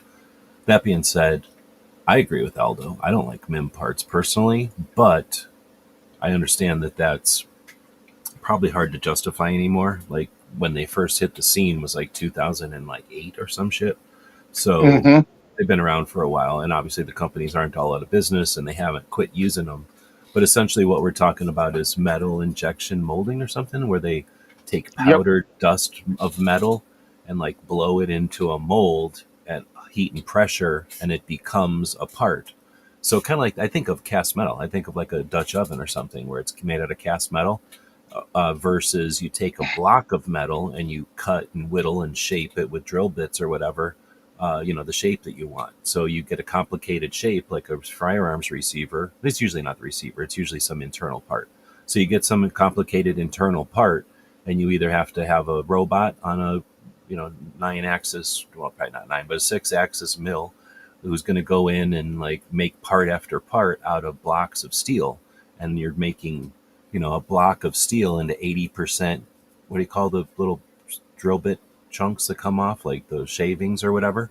Like you're Hmm. basically paying your robot to turn 80% of a block of steel into shavings. That takes time and it wears down the drill bits, and there's a human and there's probably oil. There's like all kinds of expenses, electricity and all this shit. You have to buy a mill. The other option is heat up a forge, probably with electricity, and then get probably dozens and dozens of pieces of wax that are the right shape, and stick them on a sprue or whatever, so it looks like a piece of coral or something. You dip that in ceramic a bunch of times until it has this like shape of coral. It looks like a big chunk of weird coral. You throw that into a furnace and it gets red hot, and then you pour in a bunch of this metal, That's just forging. I don't know what MIM. I've never actually seen MIM. So MIM is like you take this powdered metal and you blow it into those parts. So I'm sure you still replace wax. So it's a forging, I believe. But anyway, so it's a way of making all your parts into the weird shapes immediately, sort of. And what you end up with is a shit ton of parts coming out, and then you got to go through quality control and see, like, did the metal get all in there? Did the wax fuck up it? There's bubbles in it or something, and whole batches of it'll have to get remelted. But because you're making so many parts at once, it's cost effective. You're not wasting all this time creating shavings. And a lot of times the parts do not care. Like, it doesn't need to be a strong part. A lot of times it's just holding a spring, or it's like putting a thing in the way of something that doesn't stick out of the way. It's just doing some job inside the gun that doesn't really matter how it's made. Hmm.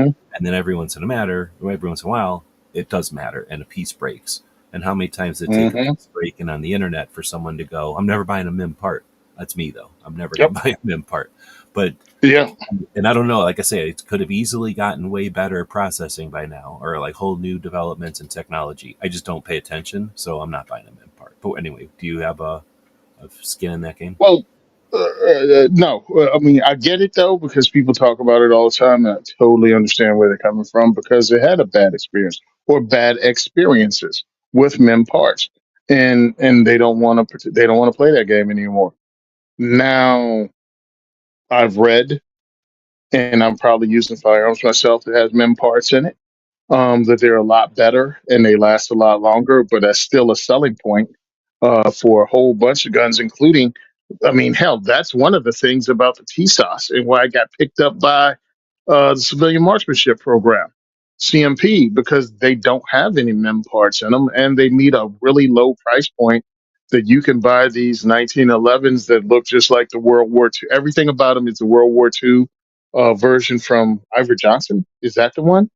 Like they made that to the point that CMP picked them up because they're using all steel, all forged parts, and they don't care they came from Turkey because CMP still try to go on and sell guns. I mean, that's why they started selling receivers for M1 Garands now. So they're trying to keep their thing alive, and they want the best quality stuff with no mem parts, and that's what they went with. So when you're paying more because companies are trying to make a profit, I'm not saying they're not, and they started putting mem parts in, but I'm still paying money as if I'm paying for steel and forged and billet parts. Why? Why would I do that when I can go to someone else like CZ that probably doesn't have it in it? I'd have to look it up. Or TSOS that have stated over and over that they don't have mem parts. Why would I buy from Colt or any of these others that use them? Or buy and then replace them? Replace those mem parts with parts that aren't mem. I almost said good parts, but you know what I mean. Made differently, yes, exactly. And again, like sometimes it don't matter at all, right? Like, and you just replace the Yeah. one that does matter, or the one that you have noticed wears out. Well, it's like Big Worm said in Friday. It's the principalities. There's principalities involved instead of principles. I still think that's cool. Somebody was playing that in the prison Friday. They actually had Friday playing. Inmates didn't like it, but the rest of us did. I was gonna say I think that'd be cool, but all right, I guess I don't know what it's like. What was that? Um, Friday? yeah, I was to say I think it'd be Sorry. cool to watch a movie, but whatever. Oh no, they watch movies all the time. I mean, they have multiple movie channels. They have more cable channels than you probably do. Oh yeah, I'm sure of that. I don't have any. I Me have neither. none at all. Like I guess if I am willing to wait or whatever, like a lot of stuff gets up on YouTube or it's like on Amazon for like a week where I can watch it or something like that. So if I'm not in a big hurry, I can watch whatever I want eventually. Um, so like I say, the MIM thing was uh, an interesting topic because it's so tender. Like I've seen people who aren't friends with each other anymore based on the MIM thing. And a lot of it is That's like I crazy. bought a gun and it's got MIM parts in it, and then somebody's talking shit about MIM parts, and then they're like, knocking horns or whatever, and that's it. That's the end of the friendship. And it's like it sucks, but honestly, something else was going to come up probably. If that's if you're that unwilling to, or if you're worried about that, but um, uh, I know that it's also, I've seen it, like it personally, we saw it at the shop where, we'd have different opinions on it, and customers didn't know who to listen to or whatever. Because again, we're all opinions. Like, what do we know? Like, it's just what we think, like is might happen type of shit. Although it says that there's a Tomahawk cruise missile that can jam all non-hardened electronics in a downtown area, and can be shut off in Yo, the and Tomahawk cruise missile has been developed into this thing that can do so much. like what Uh, area you know, platform. yeah. So I was, if you ever watched Task and Purpose, you ever check them out? They have the YouTube channel. They also have I've been Instagram channel. directed there. Yeah, I've been directed there before to see stuff. So they had a really good video up Friday. It came out. It was like, why doesn't the U.S. military adopt? And it was some Swedish armored tank slash car slash whatever. Instead of keep trying to develop the M110 Booker or the light tank concept, and they went into why not. And one of the things was because when we have a platform, we want to start it from the ground up and be able to have it so we can build upon it. Now, the Tomahawk just came as a cruise missile that was going to fly straight to a target to a GPS coordinate and blow up. And now it's become a thing that you can launch not only from aircraft, you can launch from submarines, you can launch from ships, you can launch from drones. And then it can do many things, including circle a target and look for other stuff to have because we developed it from the ground up to be modular and to grow. And you can't do that with some other stuff. You know what I mean? Like American military is different that way, and we have a giant industrial complex that has to make a living, and congressional districts that have to keep plants open. But still, when it comes to weapons and the stuff they do, the stuff we develop and then adopt have lifespans that are ridiculous. Because you can keep changing them. I mean, B-1 bomber. I mean, not B-1, B-52 bomber. Anyone want to figure out what year that one first took flight? And they're talking about it's still going to be here in 20. Damn, what year are we in? Yeah, 2052. 25. It's Another. still going to be flying. Yeah, it's still going to be I flying forgot what they were 25 years saying from now. about the C-130 one time. I was listening to some crew talking about it. This was not too recently, or like fairly recently, I guess. And it was some crew talking about something else, but something they had in their C-130. But they said something about the Hmm. airframe and whenever it was built, like, like my grandpa was a kid when this was built or some shit like that. And it's like, Yeah. 3 generations later, they're flying this thing.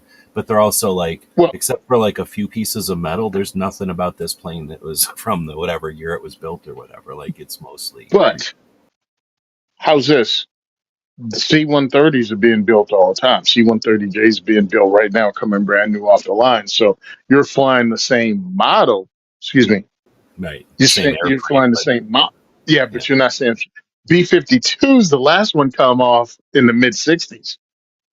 well, You are A10s flying your also they're grandfather's not ship. making A10s anymore, right? Like A10s all came out a long time ago, also, right? Oh, A10s are done. Actually, they finally getting rid of the A10. And I mean, truthfully, it's time to get rid of A10. Oh man, you can't say that to me. I'm a Tucson. Oh, This is dude, school. the This is A A10 school, well, the A10 was built for a particular reason to be a low cost variant of a tank killer, right? I mean, that's why it was came up with.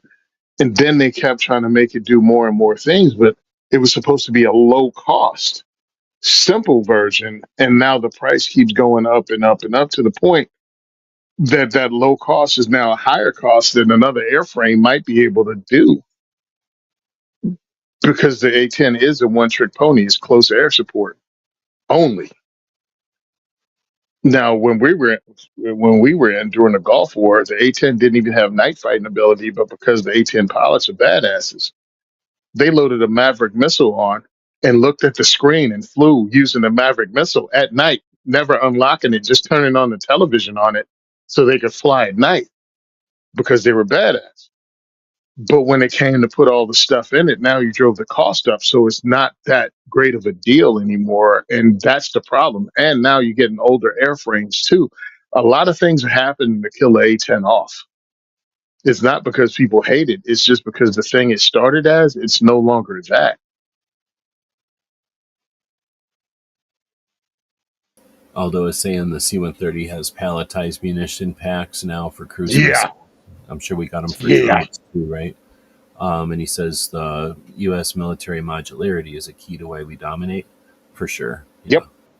I think when I we mean, think about like, I always like to go back to when Colt invented interchangeable parts, and then hmm Eli Lilly took that and ran with it.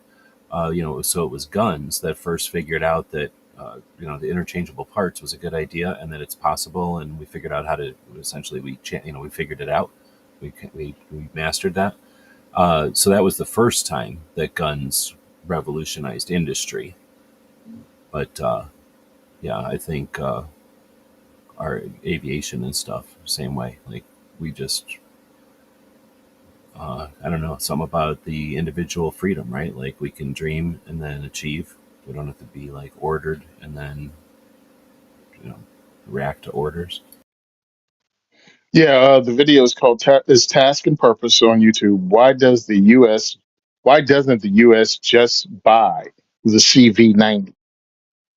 And he did a really cool breakdown, and not only why we don't buy that, but how we actually uh, buy systems, because we don't just buy things. We don't just buy a tank. We buy systems, and that's what some people, that's what he was educating people on, and that way we can grow the system. It's I mean, if you really think about 311. it, Oh, go ahead. yeah, let's get out of here. I'm hungry. You really think about it, man. Our military is freaking scary because we have an unlimited budget. Excuse me, we do have a limit to the budget, but it doesn't seem like it compared to the rest of the world.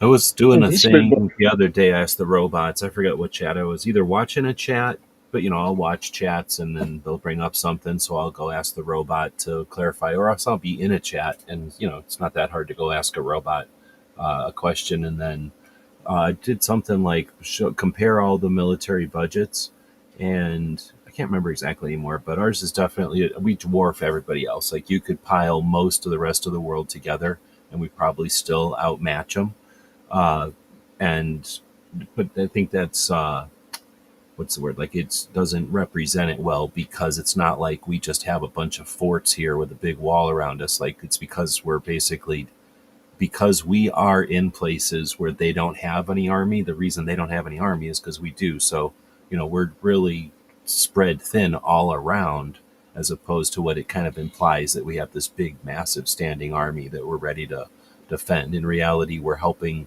prevent all these skirmishes all over the place. And it's not necessarily superpowers or nation states that are the bad guys. It's just two little warlords squabbling. So we put people there, and now we have a bigger, military than Russia, because Russia's not out there doing that. And if China's doing it, it's to try to, what's that?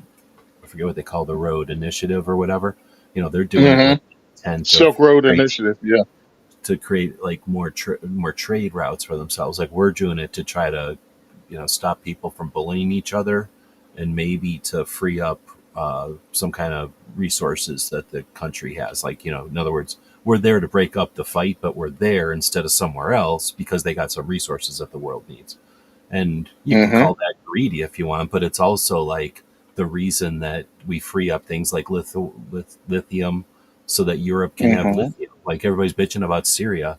I was listening to NPR today bitching about Syria, and then was listening to something else who isn't bitching about it, but just trying to inform about Syria.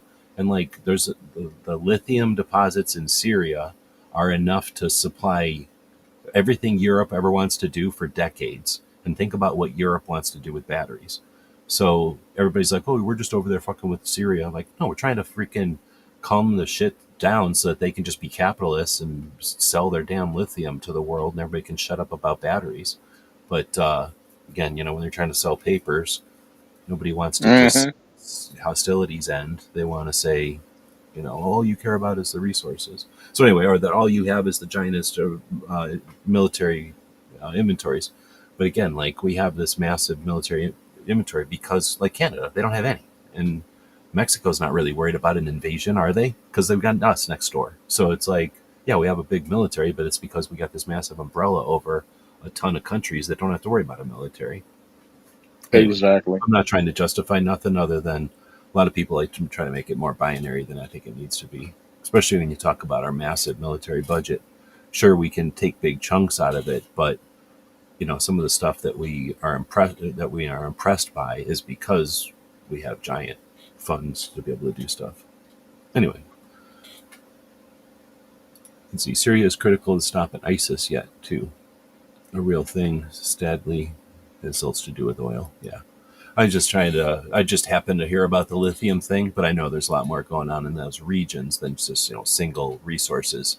It's just that, um, I don't know, like I listen to too much NPR, I guess, and they try to simplify it or dumb it down to like, well, Trump is bad, and here's why he's bad about Syria. And that's when it gets frustrating because then you listen to maybe Team House and they have some 2 hour conversation with somebody who knows all about it, and you just hear somebody's boots on the ground information about it. Now, sure, it's biased. I'm sure it's only limited or whatever, but still, it's nowhere near the Trump's bad and here's Well, why.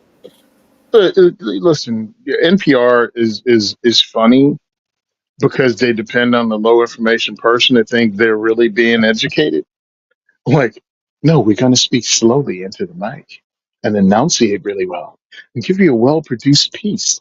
You don't have to look anywhere else because we figured out both sides. No, you haven't. You're slandered as hell. And it's like, what country didn't fight for resources? That's pretty much why we started fighting right out of the freaking cave over the best water hole. Nothing has changed. Why do you act as if it has? Right, and then it eventually became like, you can have the water hole. We're taking those caves over there, and then we'll trade. You give us the fish, and we'll give you whatever the hell comes out of a cave. Right, like Yeah. just how I countries. mean, we've always done this. You fight over resources. You try to get the best ones. That's what you do.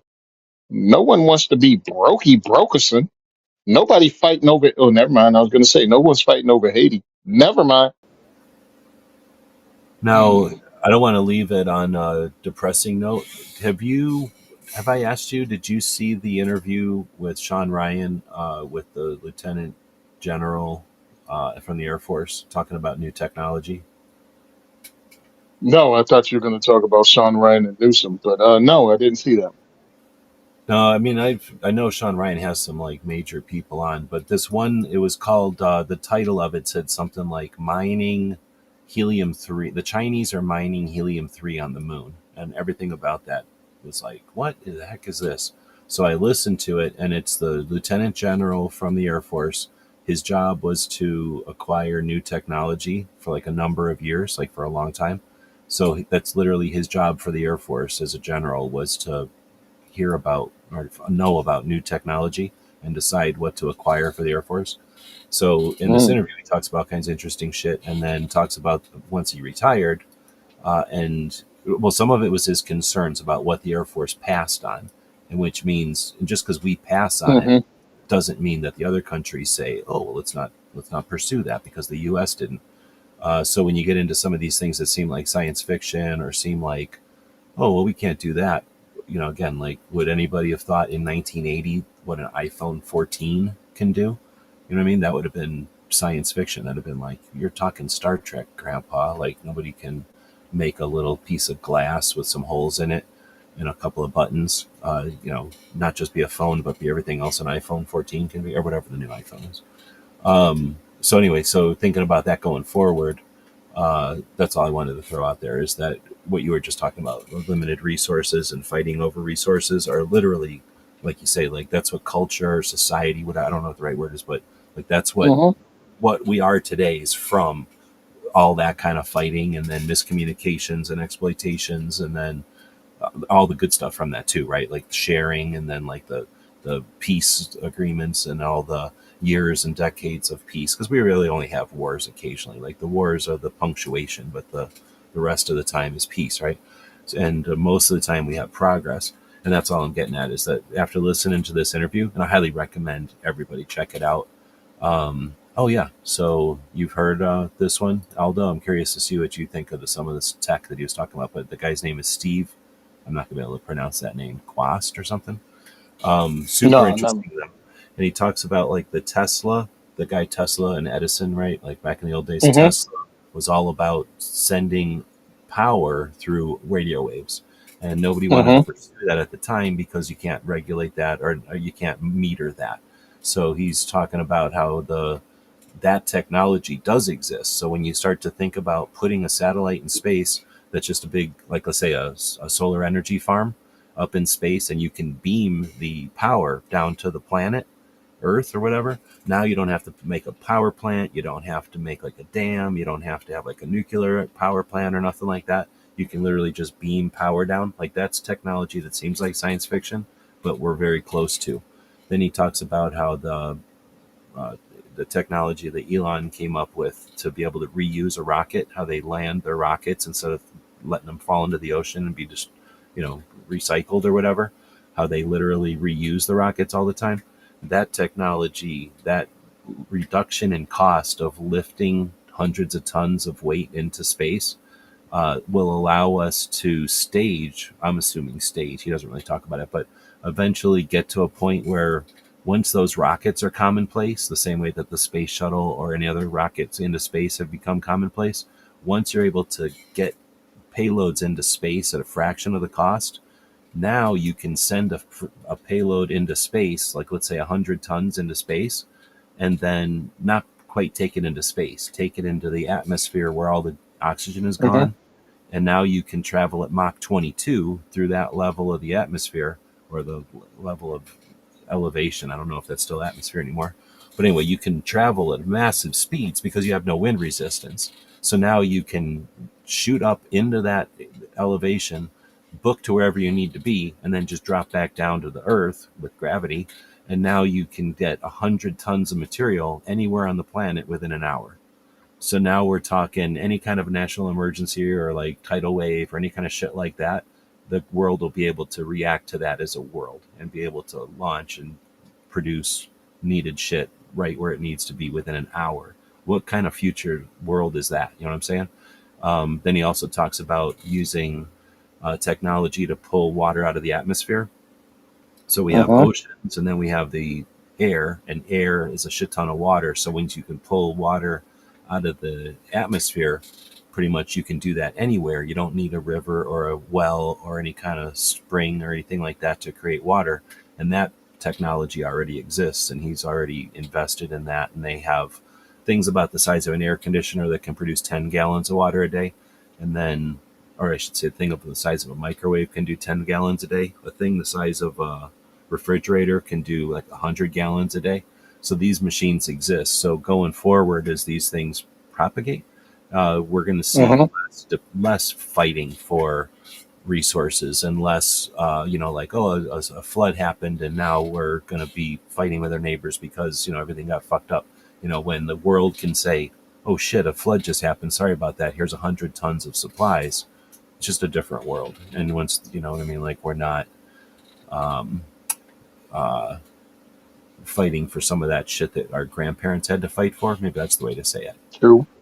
Anyway, so and it's just some interesting shit. So I just wanted to leave it on a positive note that there is really, literally some really bright sides to the future here, unless we completely fuck it up, which obviously is potential anytime. But we've got some like we're not looking at a we've seen it all, we've done it all. Like computers can't get any faster. It's quite the opposite. The things that are stopping computers from getting faster and better is the cooling and the energy required to run them. So now, if you take that computer and put it up into space, right, like a satellite or an orbiting thing or whatever, like the space station, let's say, now you make a big giant computer up there with solar panels. You don't have to pay nothing for the power, and you got all the power you want, so it's free. And then you just keep adding solar panels to it if you need to. When you build in space, it's very modular. So, as things age out or as things break, you just swap them out and replace them. But the other cool part about space is literally the cool part about space. You don't have to worry about cooling these computers. So now, endless power, no worry about cooling. and then, oh no, my computer's in space. What do we give a shit about? Half of our computers are in space now anyway. So that is just something we haven't tapped yet. We already have Ulian posting all our Starlink uh, things, thousands and thousands of refrigerator-sized satellites up there. He's putting up hundreds a day or whatever.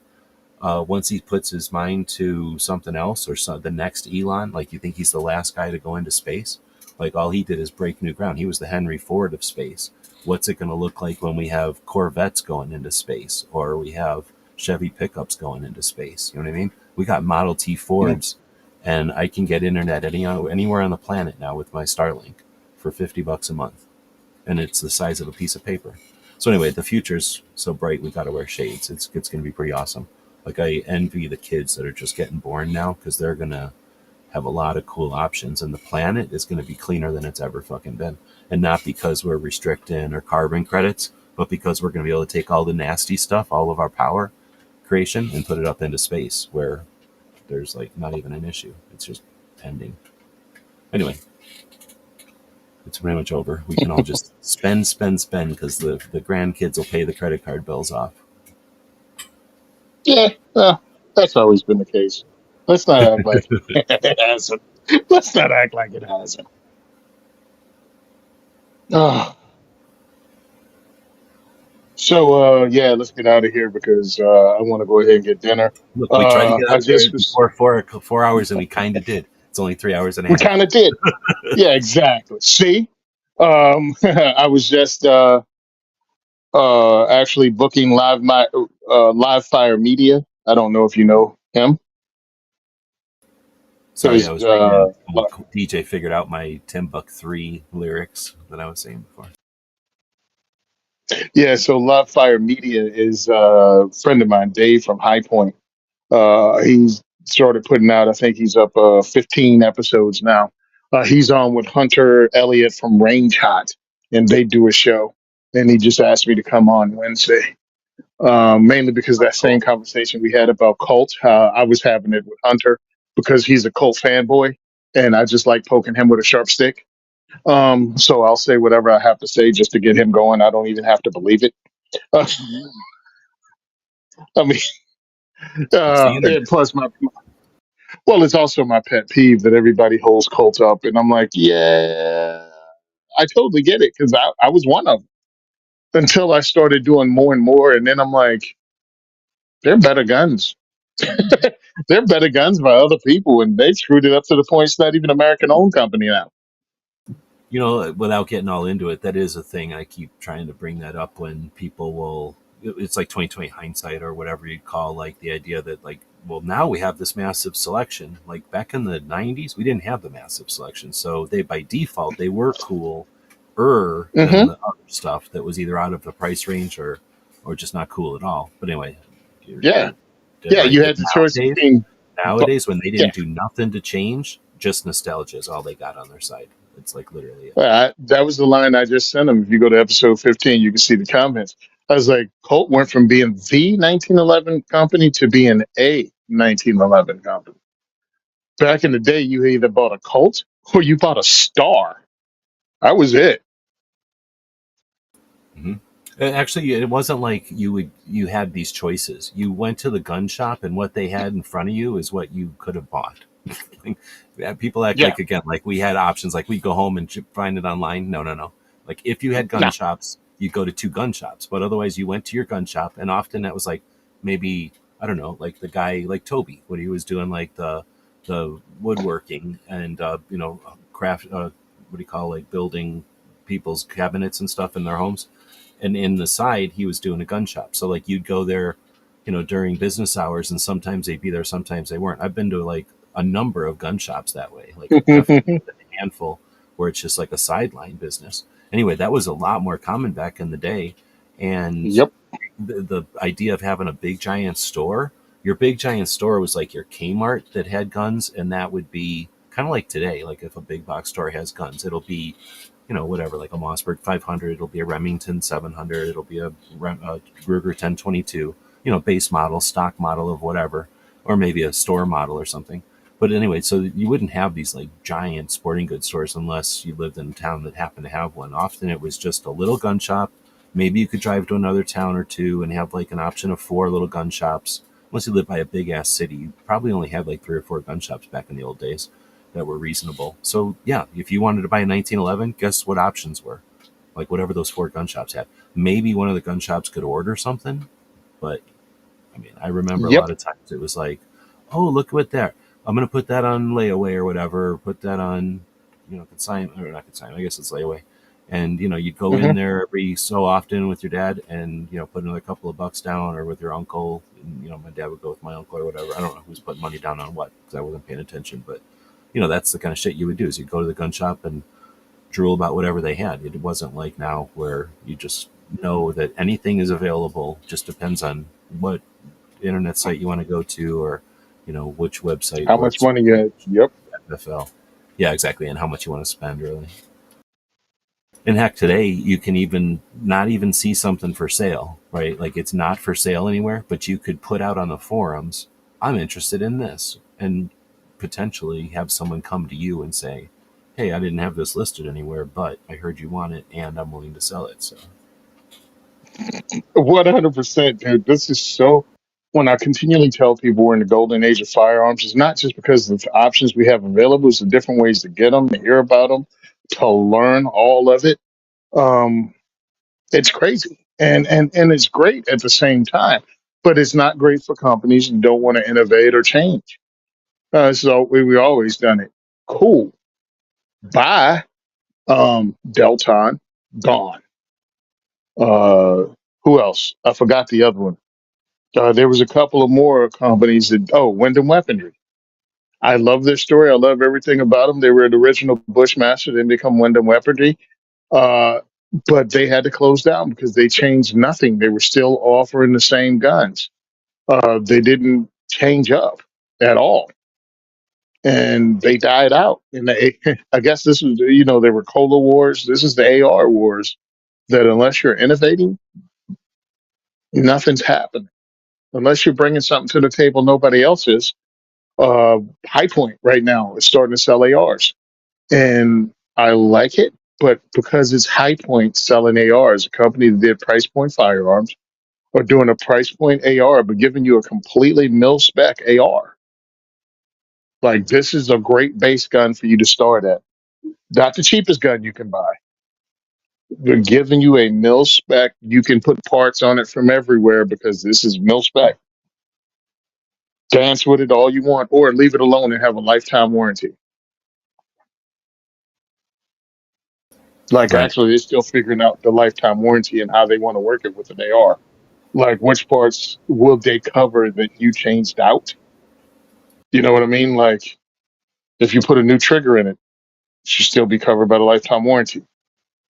But if you replace the barrel, the gas system, and every internal part, is it still a high point? Should they cover it? Yeah, That's actually I was said always during my interview nobody with them. ever asked me, but whenever this would come up, one with AK receivers, but then eventually with AR receivers when they talk to those kind of people. But at first, I was talking about this with AK receivers. I think they should mark them differently. They should have different roll pins or roll marks or whatever, like from the get go. Maybe even put it in a different place so that it's even the same roll mark. But so there should be a difference between here's my complete gun and you bought this gun from me versus you bought this receiver from me, because for that exact, well, for other reasons also, but for that reason that you're talking about, like how do you know that someone didn't buy a lower, put all this together, and then ask you to gunsmith it into a working gun? And some companies Yeah, will just eat that and do it and consider it like, bragging thing. Other companies go out of business trying to do that shit. So my thing was always, like I just said, I'll repeat it, but just make them different, mark them different at least. And nobody ever listened to me, but I was always just saying. But I did say it to a couple of people who ran companies, so I have said it before. But it's easier said than obviously done. Variances and all that bullshit is half of, the part where you put the roll marks and the serial numbers and shit on the gun is the part that interfaces with the government. So saying, hey, I want to change that, I think might be like starting all over again. Depending on what. Anyway, I was going to say let's end it because otherwise we'll just keep blabbing. That's how we get to Yep. these 4 hour shows. I again appreciate Tony spending so much time. You got the other show you're recording tonight that comes out on Tuesdays, right? Right before your other show, I think. Yes. Yep. Tuesdays right before the other show comes up.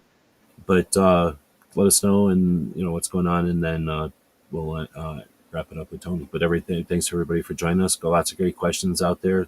It's good to see Smeggy back out there. Sorry to hear. If anything can be done, let us know. And thanks to DJ for all the links out there. And Aldo, great insight. If you want to have a radio chat or something sometime, I'm down for that. And everybody else, Woods and Mike White. I know I'm missing somebody else that was chatting quite a bit earlier in the show. I'm scrolling back desperately. There was a lot of chatting. Ozzy was out there earlier. Oh, Scott, of course. Scott. And then New York Outcast was out there. Hillbilly was out there for a bit. I don't know if he's still out there. And anyway, I'll quit saying hey to people, but thanks everybody for joining us. Ghost was out there. I'll Hmm. let you wrap it up, and then we'll see you next week. Yeah. Thanks to Schmeggy. Shout out to you, man. Saying a prayer for your family. Um, diversityshoot.com. Go check it out. We have the schedule up. Follow me on eventbrite.com, Tony Simon, and you'll get notified every time we put up an event. So right now I have two. I'm going to put up another one tomorrow. So I have the event for the 31st of this month. That's a we shoot. We're going to be there. Also have an event for the 14th of next month. We're going to be at Recoil Range.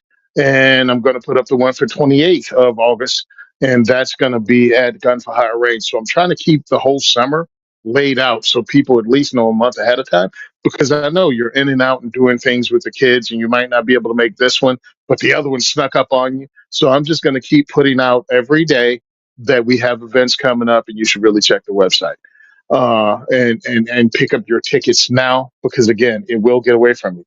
We are still waiting on the government to get back to us with the 501c3 stuff. Plus, I still have to finish up with the accountant, but it's well on the way. So if you want to donate to us, please do go to diversityshoot.com. You can hook up. You can join our Patreon and donate on a monthly basis. Really appreciate that, because that at least will give me a budget that I know I can operate in. Right now, I'm dropping about $350 to $400 on a laptop. That's my biggest expense, and that's what I'm doing. So if you want to donate, somebody want to be a sugar daddy and drop some money for the entire used laptop, excuse me, not used, new laptop, but not top of the line, please do. That's going to help me get the podcast, the 2A4E podcast, out quicker and easier. Also, you can follow me on Instagram at SimonSaysTrain. At the second is for everyone on Facebook. Tony Simon on Facebook, and second for everyone on X. You can also listen to us on this show every week, or almost every week, weekly on the Firearms Radio Network at the Gun and Gear Review podcast. Also, Locked, Cocked, and Unfiltered. We're on there too. So check us out. We have a good time. We talk about gun stuff just like you do.